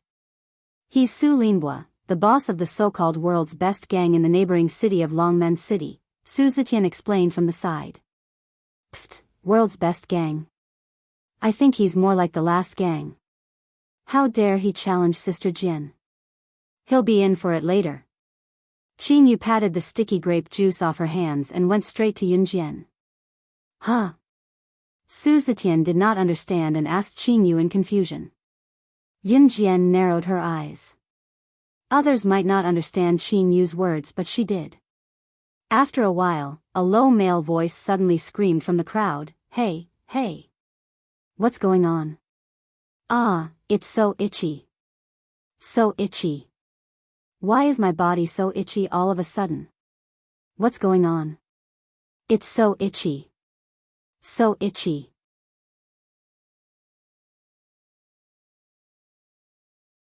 Chapter 334. Perhaps no one else saw what happened just now. Yun Jian, on the other hand, saw everything clearly and understood what happened over there. Qin Yu's poisoning was done stealthily, so Yun Jian was not surprised. When Su Linbo was near them, Qin Yu had poisoned him without a sound. It was a poison that made a person itch so much that they wanted to scratch themselves all over. If there was no antidote, they might even peel off a layer of their skin. Other than Yun Jian, the others did not see what happened just now because Qin Yu's poisoning speed was too fast for the naked eye to see. How could Qin Yu, nicknamed Lady Poison, be a weakling? Of course, Yun Jian could see that Qin Yu had poisoned her. Humph, who asked him to be so smug just now? How dare he slander my sister Jian? He should have a taste of his own medicine. Qin Yu looked at where Su Linbo was acting up and pouted before grabbing a small tomato from the long table to stuff it into her mouth and chew. Su Zetian heard Qin Yu's grumbling as well and could not help turning to look at Qin Yu from the corner of Yun Jian's head. He had witnessed Yun Jian's skills before. Yun Jian was fast, accurate, and ruthless. Not long after, Su Linbo began to scratch his body. Then, Su Linbo's reaction became more and more intense. In the end, he actually fell to the ground and started rolling. Combined with Qin Yu's grumbling, Su Zetian could not help but be surprised. Could Su Linbo's reaction be Qin Yu's doing? Su Zetian had thought that Qin Yu was just a young girl who followed Yun Jian around and did not even consider her capabilities. Now, Su Zetian was even more surprised. It turned out that not only was Yun Jian skilled, the girl she brought along was extraordinarily skilled as well. Su Zetian had been staring at Su Linbo without blinking earlier. He had watched Su Linbo walk away and did not even see Qin Yu make a move all this while. Yet, the poison had already reached Su Linbo. What level was this? Let's go check it out over there. Yun Jian's gaze was nonchalant. She exuded a nonchalant aura, but her clear eyes and delicate features exuded an exquisite and unparalleled beauty. She was looking in a direction and urged Su Zetian and Qin Yu to go with her. Su Zetian grew solemn when he heard that Yun Jian wanted to go over there. From what he could tell, there must be a reason behind Yun Jian's words. "Heh, Sister Jian, you found this." Qin Yu's voice came again. What did she find? Su Zetian followed Yun Jian went over solemnly, thinking that Yun Jian must have discovered something important. It was because she gave off the impression that she was a person who was calm and collected even in the face of major events. When he followed Yun Jian to a long dining table with a variety of delicacies, however, he saw Yun Jian reaching out to take a huge crab from the table. She then peeled the crab and dipped it in the soy sauce on the table before eating it bite by bite. Su Zetian, who thought that Yun Jian had found something important, was dumbfounded. It turned out that Yun Jian had brought them here just to eat this huge crab. Qin Yu's cheeky face could not help breaking into a smile. She leaned on the table and turned to ask Yun Jian, "Sister Jian, this tea party doesn't look like much, but the food is pretty good." Yun Jian nodded and swallowed the last mouthful of fatty crab meat before commenting, "This crab is delicious." Yun Jian loved crabs. She loved all kinds of seafood. Qin Yu was aware of this, which was why she said what she said just now. Su Zetian, who was standing to the side, gulped. He was suddenly speechless. Chapter 335. As for Su Linbo, he had been rolling around on the ground for quite a while after Yun Jian had finished eating an entire crab. Due to Su Linbo's ruckus, some of the people who were in charge of maintaining order at the tea party stepped in and carried Su Linbo to the hospital. On Su Linbo's exposed skin, there were many dense red pustules growing out of it. He's allergic, isn't he? What bad luck. Someone could not help shouting. Su Linbo's reaction did seem like an allergic reaction, so everyone assumed that it was just an allergic reaction. However, Su Linbo's reaction was quite frightening, so they had no choice but to carry him to the hospital. After that, the tea party officially began. Su Linbo's abnormal reaction did not attract much attention. Instead, outside the tea party venue, a man in his 30s with thick brows and a rather handsome appearance was escorted in by a group of more than 10 bodyguards, attracting the attention of the crowd. This rather good-looking man was the organizer of the tea party for all the gangs in the country, the boss of Ji Province's famous Green Tiger gang, Long Yuqing. Currently, Long Yuqing was being escorted into the venue by a group of bodyguards. At that time, a large group of gang leaders from all over the country rushed forward and took the opportunity to curry favor with them. Green Tiger Gang was not only the top gang in Ji Province, but it was also the leading gang in the northern region of the country. In other words, the boss of the northern region of the country was Green Tiger Gang. Therefore, Green Tiger Gang's boss, Long Yuqing, attracted everyone's attention as soon as he appeared. In addition, Long Yuqing was not only the boss of Green Tiger Gang in everyone's eyes, but he was also young and promising. He was only 31 years old this year and was quite good-looking. He could be considered handsome. Many of the gang bosses had the intention of using their daughters to get close to Long Yuqing. If he could climb into Long Yuqing's bed, that would be the best. But if he couldn't, it would be good even if it was a stroke of good fortune. For a moment, there was no one else other than Yun Jian, Qingyu, and Su Zetian who remained where they were. Long Yuqing glanced around and was stunned when his gaze landed on Yun Jian and the rest. There was actually such an exquisite beauty in this world. Moreover, all the people present at the tea party were either the leaders of the various major gangs or the fighters of the gang leaders. They were all high-ranking members of the gangs. Yun Jian and Qingyu's presence was rather conspicuous. When Long Yuqing saw that Yun Jian was standing in the same spot and did not come forward to flatter him, his curiosity was piqued. Curiosity killed the cat. At this time, Long Yuqing pushed through the crowd and walked towards Yun Jian. Yun Jian was standing in the same spot. Her eyes were calm, but she could feel Long Yuqing walking towards her. "This beautiful lady, how should I address you?" Long Yuqing asked as he stood in front of Yun Jian, sizing her up with interest amidst the crowd's support and envy. Yun Jian only raised her head to glance at Long Yuqing before withdrawing her gaze. She faintly spat out 2 words, Rakshasa. Long Yuqing was even more surprised when he saw Yun Jian looking down and ignoring him after a glance. Of all the people who came here, which one of them wasn't anxious to curry favor with him? She was really special. "May I know which gang you're from then?" Long Yuqing's voice sounded as loud as he could to make the women present scream. However, Yun Jian did not feel anything. She did not even bother to reply to Long Yuqing. "We're from Ji Province's Falcon Hall." Su Zetian, on the other hand, was a little scared when Yun Jian did not reply to Long Yuqing, so he replied on her behalf. "Huh, interesting." Long Yuqing narrowed his eyes and stared at Yun Jian with interest. His eyes were gleaming, but he turned to leave when Yun Jian ignored him again.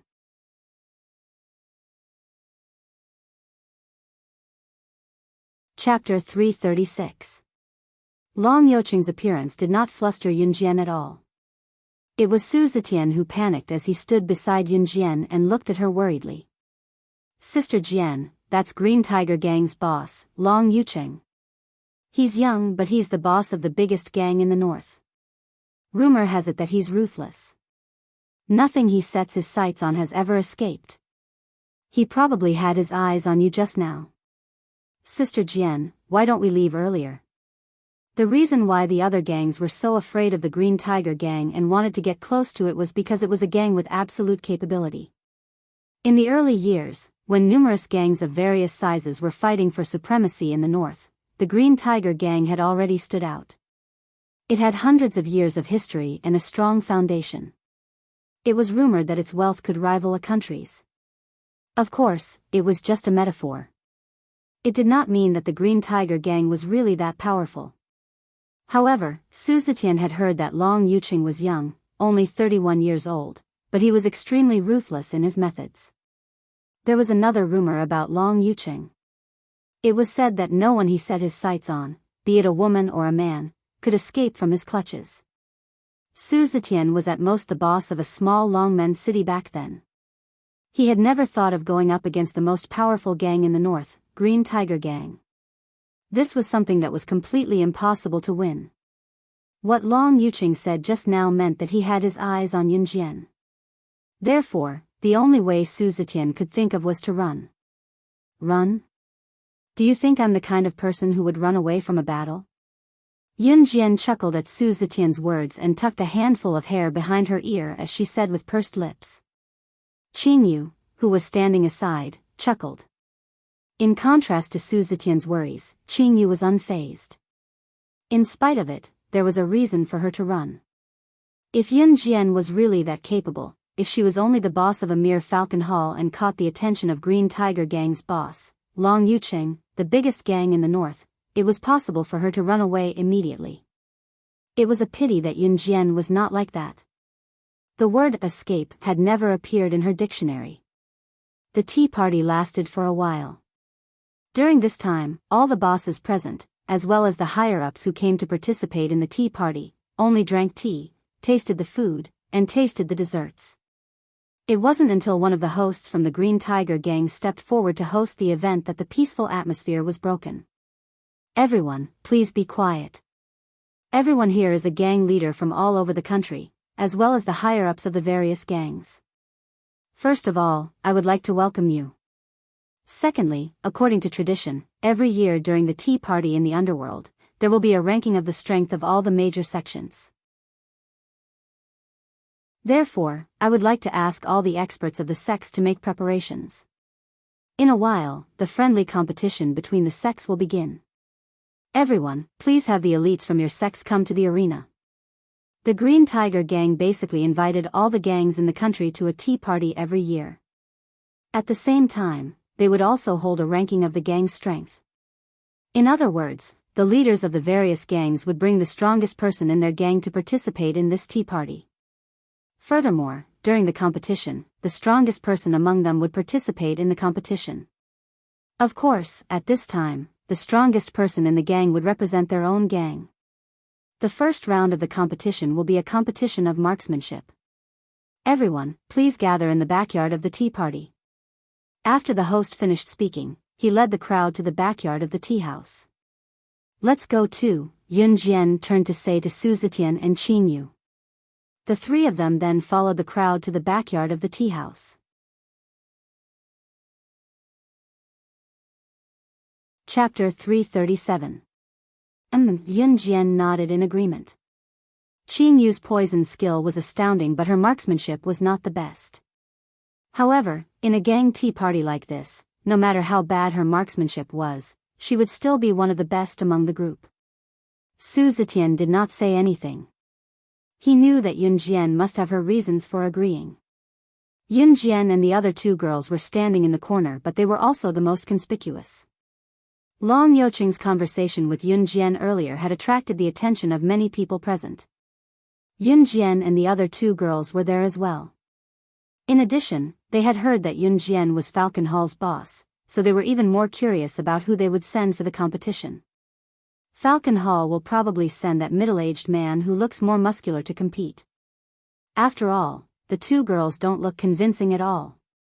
Moreover, the first round is a marksmanship competition. They probably haven't even touched a gun before, have they? Some people could not help discussing. I think it'll be that middle-aged man too. Among the trio, there were two girls and Su Zetian was the only one who was older and looked more robust, so everyone thought that he would be the one to represent Falcon Hall in the competition. Beautiful, we meet again as expected. TSK. Do you want me to lend you a hand? I'll send a subordinate to you. Long Yucheng, who had left earlier, came to the backyard of the tea house.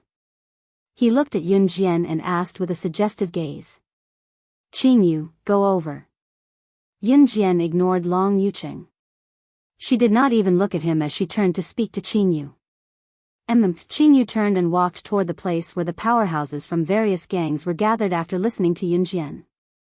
Qing Yu looked sweet and adorable with a delicate baby face. However, when Qing Yu walked over, someone finally couldn't help but shout, F***CK, it can't be. This is really sending little girls to compete in spear skills? Someone immediately replied, Hee, I think the boss of Falcon Hall, slaying Luo, knows that there's no one in his gang, so he sent a little girl up. Even if he loses this round, it won't be embarrassing for him in the future. Looks like the boss of Falcon Hall isn't that great after all. How boring. Some of the people who were watching the show had already started chatting with relish. The highlight of the annual tea party was the time when the various sects would compete against each other to rank their strength. It was also the time when people were most excited about it. TSK, Beauty, you heard it yourself, right? Wasn't it nonsense to send a little girl to shoot a gun? I said that I would send a subordinate to help you out of the goodness of my heart. Why don't you appreciate it? Long Yucheng stood not far from Yun Jian and couldn't help but whisper. All in all, his words were filled with doubts about the azure glaze spear technique.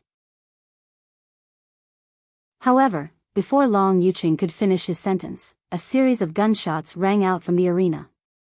Bang, bang, bang. 10 consecutive gunshots rang out as Qing Yu raised her gun and aimed at the target before she started firing. 10 shots, each one in the ring, hitting the target 10 times. Long Yucheng shut his mouth at once. Those who were gossiping about Yun Jian and her companions just now kept their mouths shut as well. On the other side, Qing Yu ran back after firing her 10 shots. When she came to Yun Jian, she said joyfully, Sister Jian, I'm done, but the target is so close. It's really easy. Yun Jian nodded faintly without much reaction. She looked as if everything was within her expectations. After that, each gang's experts fired their 10 shots and the person in charge of registration was done as well. At this time, the host stood on the competition stage again and used his not-so-pleasant voice to continue speaking, cough cough. Everyone, the experts of the gangs have performed very well. Now, we will immediately begin the second round of the competition. This round will be a competition of martial arts. Taekwondo, Wushu, Sanda, whatever martial arts you can use them all.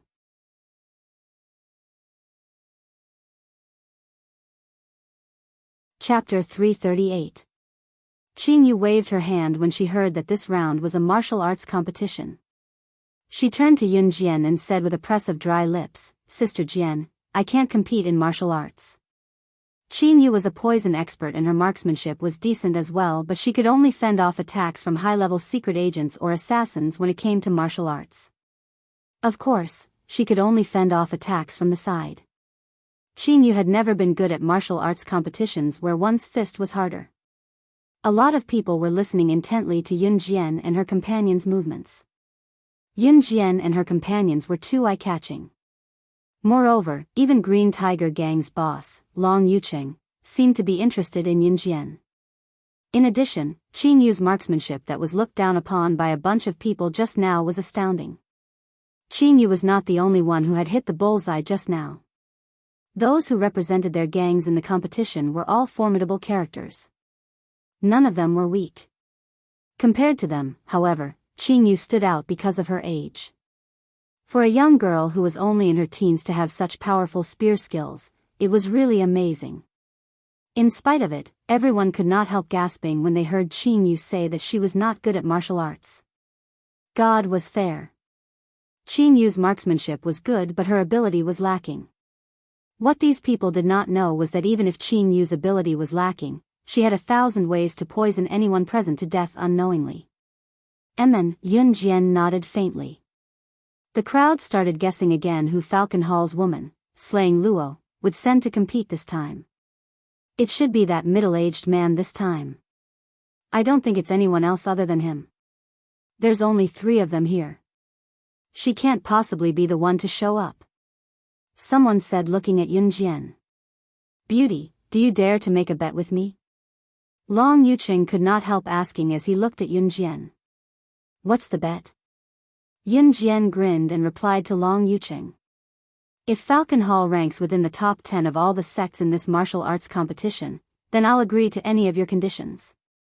But if you can't get into the top 10, you can be my girlfriend. What do you think? Long Yuqing's words were very unreasonable. Not to mention that Long Yuqing was already 31 years old, which was a full generation older than Yunjian. However, Long Yuqing felt that the first time he saw Yunjian, he felt that she was very attractive and special. That was why his interest was piqued and he made such a suggestion. In Long Yuqing's mind, there were only 3 of them, including Yunjian. Now that Qin Yu was not participating in the competition, and Su Zetian did not look particularly strong either. His request was for Falcon Hall to be ranked within the top 10 among all the sects present in the martial arts competition. It was not an easy task. There might be an exception in the shooting competition just now, but it was not so easy to win in a martial arts competition. Moreover, there were more than 100 people from all the sects present. It was not easy to get into the top 10 among all the sects present. In the past, the first place always belonged to Green Tiger Gang. As for the other sects, they were not weak either. Falcon Hall's predecessor was Dragon Head Gang. Long Yuqing had some impression of Dragon Head Gang. He vaguely remembered that Dragon Head Gang had always ranked below the top 100 in the past years. That was why Long Yuqing proposed the bet with Yunjian so boldly. Even if Dragon Head Gang, which was the current Falcon Hall, improved greatly, could they get into the top 10 from the top 100? Under everyone's gaze, Yunjian's lips curled into a smile as she agreed to Long Yuqing's bet. Sure. Sister Jian, you can't do this. Su Zetian called out anxiously from the side. I know what to do, Yunjian replied and stood up to make her way to the arena.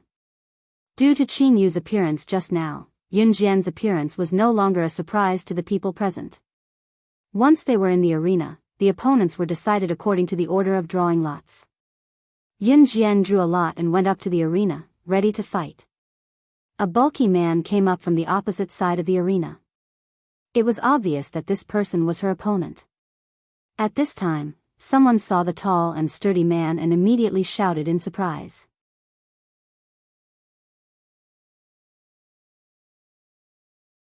Chapter 339. What do you mean it said? It's true. Ting Shi is the second in command of the Green Tiger Gang. His ability is nothing to scoff at. Did you guys know that? Ting Shi has always represented the Green Tiger Gang and won first place in the past martial arts competitions. Is this for real? He's that good? Do you think he's bluffing? The group of people who were watching the show commented enthusiastically. The friendly competition between the major guilds was, in fact, just sending the strongest person in their own gang to participate. However, the strongest person in the gang represented the entire gang behind him. However, a single powerhouse could be compared to countless higher-ups. Therefore, everyone valued this friendly competition. After all, whichever gang sent this person to win first place would mean that the gang was very powerful. The crowd was enjoying the show while Su Zetian wore a bitter expression on his face. Compared to Su Zetian, Qin Yu was sitting on a bench lazily, munching on the sunflower seeds that she used to entertain the guests. Long Yuqing, on the other hand, sat on the highest seat. He narrowed his eyes, certain that Yunjian would lose. At the same time, Yunjian, who was thought to lose for sure, stood in the ring.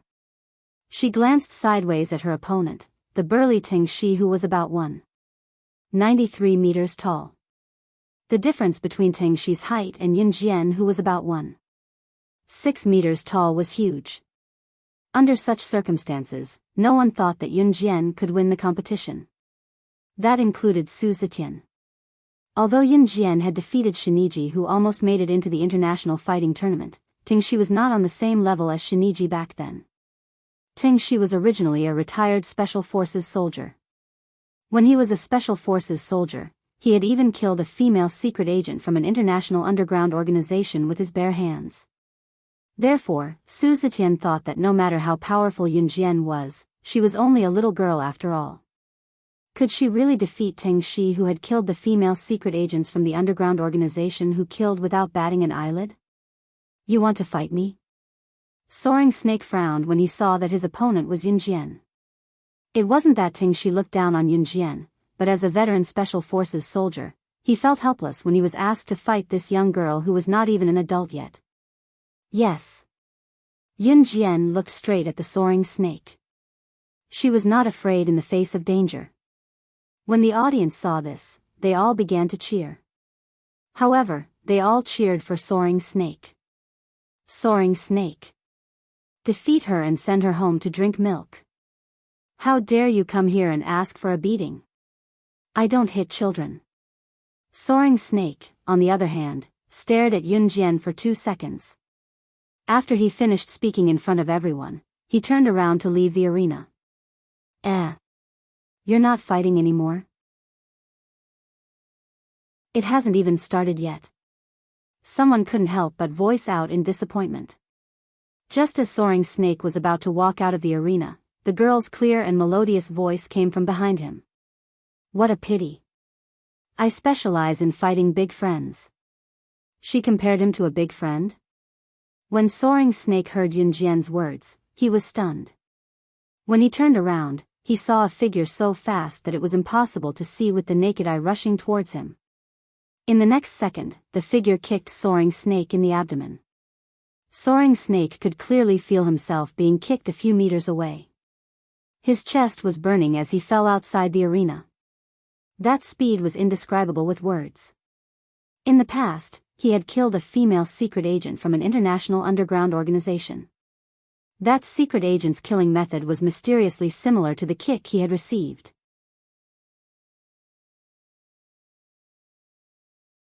Chapter 340. Ting Shi lost before the fight even started? The audience below was dumbfounded.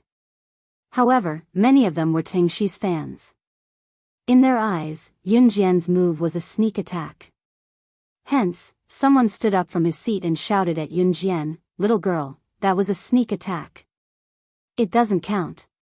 If Ting Shi was serious, you'd probably be sent home to drink milk." Some people also stood up and spoke up for Ting Shi. They even complained about Yunjian. That's right. You're so young, yet you're using a sneak attack. How shameless. Get lost. Get lost. In an instant, the number of people cursing Yunjian increased greatly. Long Yuqing, who was sitting below, had already sensed that something was wrong when Yunjian made her move. He narrowed his eyes and stared at Yunjian as if he wanted to see through her. Yunjian, who was slandered by the crowd, was unmoved. She narrowed her eyes and looked at Ting Shi, who was lying on the ground. Suddenly, she hooked her pinky and said with a glimmer in her eyes, "If you're not convinced, you can fight me fair and square." Yunjian didn't intend to win with a sneak attack. Reality proved that if she didn't make the first move, with Ting Shi's character, he would probably leave. Ting Shi, who was lying on the ground, looked at Yunjian and stopped looking at her with contempt. Yunjian didn't use too much strength in her kick. Even so, it was enough to hurt Ting Shi, but it didn't hurt his muscles or bones. Ting Shi patted the dust off and stood up from the ground. He frowned and looked at Yunjian for 2 seconds. After a while, his face darkened again. Under everyone's gaze, he said to Yunjian, "I admit defeat." Ting Shi was a smart person. He was able to become the second in command of the Green Tiger Gang and had worked for Long Yuqing for so many years. He definitely had some tricks up his sleeve. Yunjian's kick just now might have looked like a sneak attack to others, but only he knew.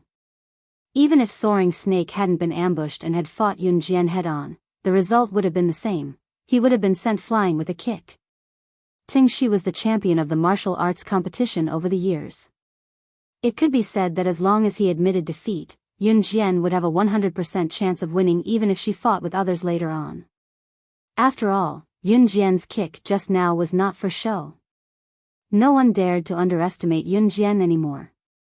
They also knew that since Yunjian dared to come on stage, she must have some skills. However, Ting Shi's admission of defeat still shocked everyone. However, compared to Soaring Snake's surrender, Long Youqing's expression was the ugliest. Long Youqing was the first to stand up. As the leader of the Green Tiger Gang, he slammed the table and ordered Soaring Snake, "How can a member of the Green Tiger Gang be such a coward?" Long Youqing was afraid that if Ting Shi admitted defeat, Yunjian might really make it to the top 10. He was still waiting for Yunjian to fulfill her promise after she lost. Ting Shi remained unmoved after hearing Long Youqing's words. If he could win, why would he admit defeat? However, even though he knew that he couldn't beat his opponent, Ting Shi wasn't so stupid as to rush to his death. "Boss, I'm not a coward. I really can't beat her. That kick just now didn't seem special, but the way she attacked was similar to the female international secret agent I killed years ago. No, it was even better. Back then, when I killed that female international underground agent, I was also covered in wounds and on the verge of death. I almost died. That's why I can't beat her in this round. That's why I admitted defeat." Ting Shi's words pierced everyone's hearts. Such a high evaluation caused huge waves in everyone's hearts.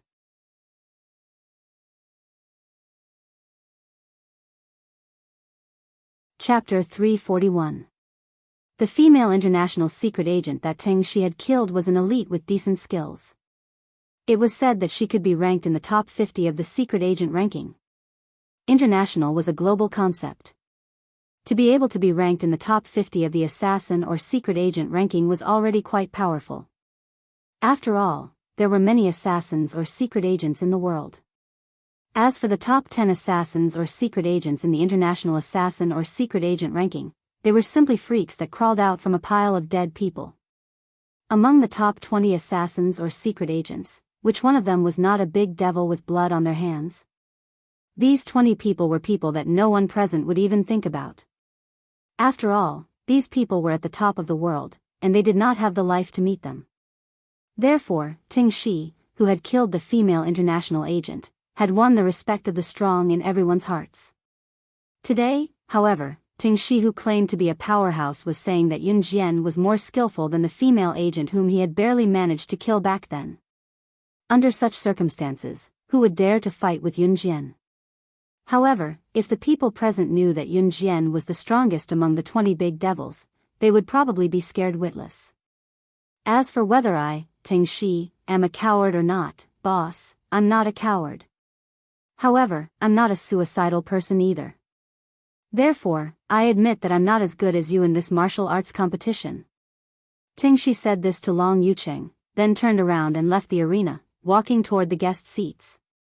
Long Youqing was shocked by Ting Shi's words, but he immediately revealed a trace of viciousness on his face. Ahem, since Ting Shi admitted defeat, then it's Luosha's victory. The host continued to preside over the event. In this martial arts competition, Yunjian defeated Ting Shi, but she still had to fight with the other masters of the gang. However, because of Ting Shi's precedent, the other people who met Yunjian all admitted defeat with tears in their eyes. What a joke! How would they dare to fight a woman that even Ting Shi could not defeat? Wouldn't that be courting death? Therefore, Yunjian did not even need to fight again to secure the first place in the martial arts competition. Winning first place in the martial arts competition also meant that Falcon Hall had surpassed the Green Tiger Gang this year and became the overall champion of this tea party competition. First place. Due to Qin Yu's outstanding marksmanship in the first round and Yunjian's first place in this round, the overall champion was Falcon Hall. The results shocked everyone present, and Long Youqing's expression darkened further. Long Youqing had planned for Yunjian's Falcon Hall never to enter the top 10, that was why he made the bet. But now, her Falcon Hall had actually replaced her Green Tiger Gang and won first place in this tea party competition. Yunjian, who had not even made a move, returned to her seat. She was not in a hurry to sit down but stared at Long Youqing with her pretty eyes and asked, "I wonder if the bet I made with Boss Long earlier still stands?" Long Youqing's expression darkened under everyone's watchful eyes. He had lost face because of a woman. She, on the other hand, was only the boss of a city-level gang. How dare she threaten him again and again? Reality proved that Long Yuqing did not plan to fulfill his promise.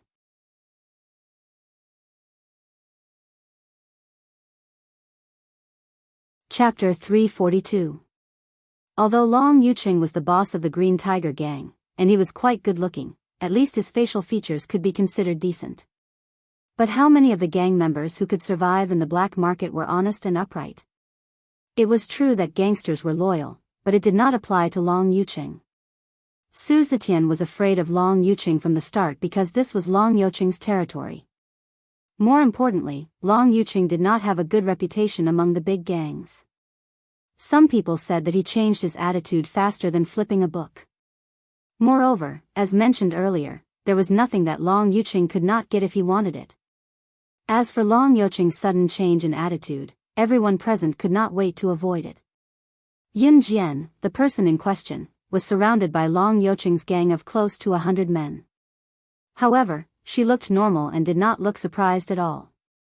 Even Long Yuqing's sudden change in attitude seemed to be within her expectations. Long Yuqing was already on his feet now. He went to Yun Jian and looked down at her from above. After 2 seconds of silence, he spoke to Yun Jian. Hee, you're a smart person. Since that's the case, I won't beat around the bush with you. I, Long Yuqing, have countless women, but I've never met one that I like. Those women only care about my identity and status. But you're different. You're special. So I'm giving you a chance now. I want you to be my woman. Long Yuqing's words were said in a firm tone. His words carried the meaning of, I'm flattering you by asking you to be my woman. Yun Jian only narrowed her eyes slightly. Her petite body was wrapped in a simple down jacket, but she looked strangely alluring. What if I refuse? Yun Jian raised her eyebrows. She did not show any fear, and her words were clear. Then Falcon Hall will disappear from the stage of the black market. Long Yuqing's pupils shrunk as he stared at Yun Jian's beautiful body. His desire was aroused as he threatened loudly. Yun Jian was different from other women. She seemed to have many secrets about her, and her beautiful and alluring body was constantly attracting Long Yuqing. Long Yuqing desperately wanted to have her for himself. He could not help roaring inwardly that he had to make this woman his prisoner in bed. Are you sure? Yun Jian, on the other hand, kept her smile with squinted eyes. There was an unfathomable viciousness on her petite face. Su Zetian and Qin Yu were standing behind Yun Jian, surrounded by a group of people. Su Zetian was already sweating profusely. This time, Sister Jian did not bring any of her brothers with her, but something like this happened. He was afraid that Long Yuqing would ruin Yun Jian, of course. Babe, all of this can be avoided if you're obedient. Long Yuqing was back to his usual self as he walked up to Yun Jian with a smile and stood in front of her. Her fair and flawless skin was reflected in Long Yuqing's eyes as he unconsciously reached out to touch Yun Jian's cheek. The gang leaders who dared not make a sound shook their heads inwardly. Yun Jian was skilled, but there were only 3 of them. How could she win against Long Yuqing? The pretty girl was probably going to be ruined here. Just as Long Yuqing reached out to touch Yun Jian's cheek with a smile, a bright object flashed before everyone's eyes. TSS. With a soft sound, a blinding bullet came from afar and sank into Long Yuqing's hand that was about to touch Yun Jian's skin. Ow! Long Yuqing howled as the bullet pierced his palm, his voice echoing through the clouds. Everyone was stunned by this turn of events. At the same time, everyone looked in the direction where the bullet had come from. A man in his 19 years of age was escorted by 2 men in their 20s as they walked over. The man in the middle was the one who had fired the shot. He was currently striding over with his long legs.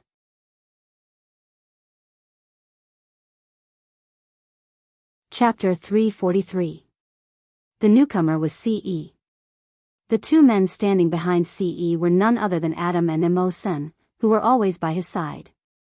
The appearance of the 3 men immediately caused a commotion among the crowd. The 3 of them were all top-notch beauties, and their appearances were absolutely stunning. In comparison, Siyi's looks were a cut above the other two men. The surrounding crowd was dumbfounded by what they saw. Originally, among this group of people, Long Youqing's appearance could be considered to be the most upright and outstanding. However, the appearance of the three men, not to mention Ce, who was standing in the middle, the two men beside him were far more attractive than Long Youqing. As for Ce, who was standing in the middle, he was so handsome that words could not describe him. At that moment, what frightened the crowd the most was what Ce had said earlier. Kill Long Youqing? Destroy the Green Tiger Gang? The crowd's hearts skipped a beat, but they quickly calmed down. Even if Ce had shot Long Youqing's palm the moment he appeared, what kind of status did the Green Tiger Gang have? The Green Tiger Gang was the top gang in the northern region. How could they be destroyed just like that? Yes, young master. Mo Sen, who was standing on the left, answered. He then took out his phone from his pocket and dialed a number. Who are you? How dare you say that you want to kill me and destroy the Green Tiger Gang? Long Youqing's face was contorted in pain as he pressed his other hand that was shot through with one hand and took 2 steps forward to stand in front of Ce, speaking through the pain. You don't deserve to know our young master's identity. As for your Green Tiger Gang, our Hun organization can't destroy you. Adam could no longer suppress his irritable nature. He jumped out and sneered at Long Youqing. An Hun organization? An Hun organization. Wasn't an Hun organization the famous assassin organization that had trained countless international bigwigs? One should know that the top secret agent, Slaying God, who had shaken the world and made countless businessmen, politicians, and international tycoons tremble in fear, was from an Hun organization. These people were from the Hun organization.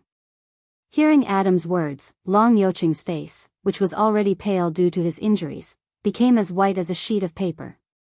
He was stunned on the spot. The Hun organization, along with the Kosha mercenaries, was known as the #1 assassin organization and the #1 mercenary organization. Someone once said that if you offended anyone from the Hun organization, you wouldn't be far from death. Long Youqing hadn't expected the people from Hun to show up at his little tea party. The bullet had pierced his palm, but Long Youqing was enduring the suffocating pain. He knelt down with a thud and crawled towards Ce. Please let me go, let me go.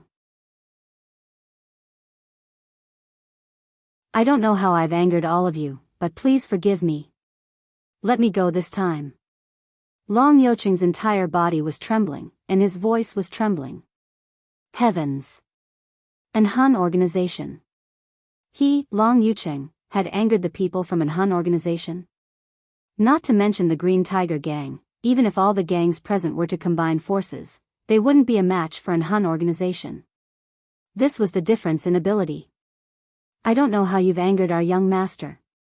Pfft, you challenged our young madam in public, and you say you didn't anger our young master? Adam stood in front of Long Youqing and mercilessly stomped on the back of Long Youqing's hand as he spoke word by word.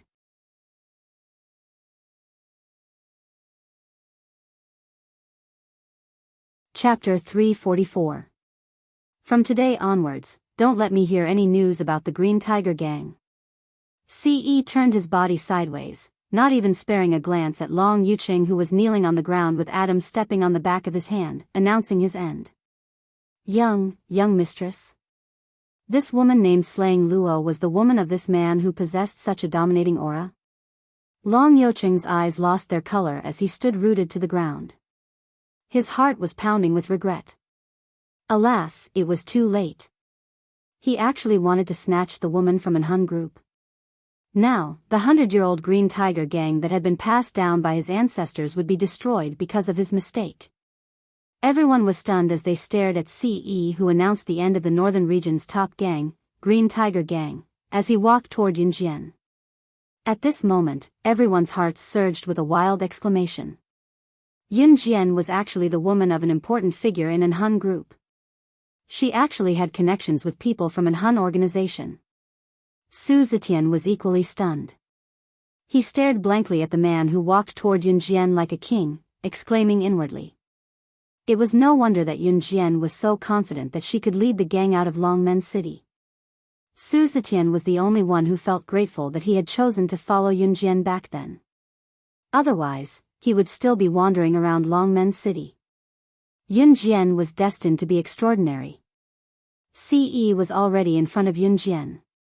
Looking at the girl's petite face, he had the urge to hide her in his embrace and prevent her from being stolen by anyone. "Why are you here?" Yun Jian blinked. She had wanted to make a move just now, but Ce had made the first move. Moreover, he had told her that he would be leaving for a while. She did not expect him to appear here, so she asked. "I'm done here, so I came to look for you." She did not expect to see the scene just now. Ce did not finish his sentence, but his raised brow was enough to show his fury. His tall frame standing in front of Yun Jian was strangely compatible with Yun Jian. It was just a simple conversation, but the meaning behind it was self-evident. "Young master, Green Tiger Gang's headquarters has been destroyed." Mo Sun hung up the phone and went to Ce, saying something that stirred everyone's emotions again. Ce answered and went over to grab Yun Jian's hand to walk out. The following matters were naturally left to Adam and Mo Sun to handle. "Wait." Yun Jian was taken by Ce. She paused and turned to take out her Ferrari sports car key to Qing Yu from her pocket and tossed it to Qing Yu's car. "Qing," with that, Yun Jian's hand, Qing Jiao's Qing Yu caught it and replied, "Okay, Sister Jian." By then, Yun Jian and Ce had already left. Long Yuqing watched as Yun Jian and Ce left. He clutched his palm, but the blood was already flowing down. "What are you looking at?" "You've offended my young master. Today, I'm going to kill you." Adam stepped on the back of Long Yuqing's hand and twisted Long Yuqing's head mercilessly. The tea party could not continue now that it had come to this. However, no one would have thought that the Green Tiger Gang, once the #1 gang in the northern region, would completely disappear from the stage of history just because Long Yuqing had flirted with a woman that he should not have flirted with.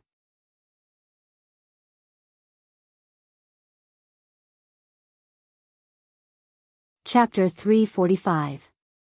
When Yun Jian and Ce walked out of the tea party venue, Adam lifted his leg to grab Long Yuqing from the ground and was about to give him the final blow.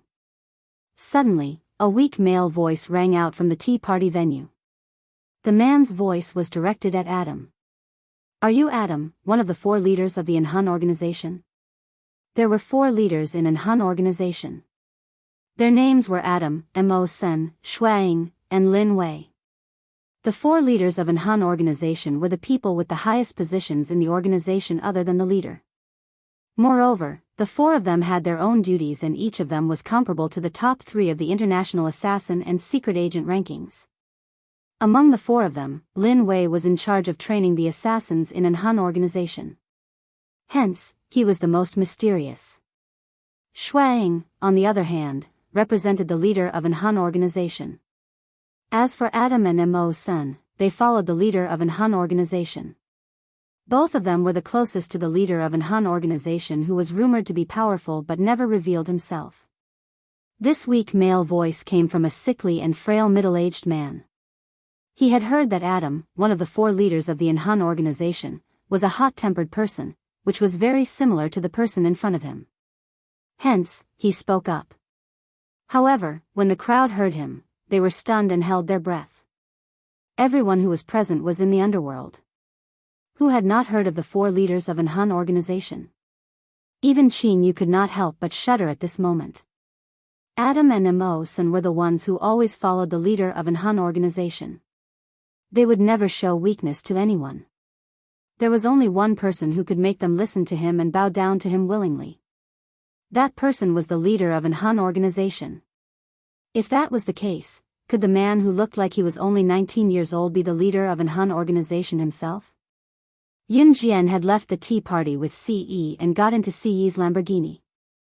Once they got into the car, Ce grabbed Yun Jian's wrist. He narrowed his eyes slightly, a strong sense of possessiveness reflected in his starry eyes. "If you meet that kind of person in the future, kill him directly." If anything happens, I'll take care of it for you. His gaze that met with Yun Jian's gradually softened. However, his words were still filled with anger. Whether it was Qin Yan at the beginning or Long Ucd this time, they all wanted to steal his woman. Ce had never wanted to wrap a woman up so crazily to prevent others from seeing her beauty. He had hated women since he was young until he met her. Ce, on the other hand, was someone who did not like someone. Once he liked someone, he would never change. Therefore, he was really angry just now. His eyebrows were slightly furrowed, and there was an indescribable handsomeness on his handsome face. Suddenly, a pair of cold hands caressed between his brows, smoothing his frown. She could feel her heartbeat as she met Ce's eyes, pressing her lips seductively. She pursed her red lips and leaned closer to him. Ce looked at the red lips that were inches away from him. He swallowed his dry throat and leaned his head forward to kiss those red lips. Yun Jian responded to him like dry wood meeting fire. Perhaps in Yun Jian's heart, she had already set her mind on him. After the kiss, Yun Jian lowered her head, her face flushed red. You're tuning into the Biyao's Wuxia Chronicles YouTube channel. Don't forget to subscribe and join us on this journey to catch the most captivating stories.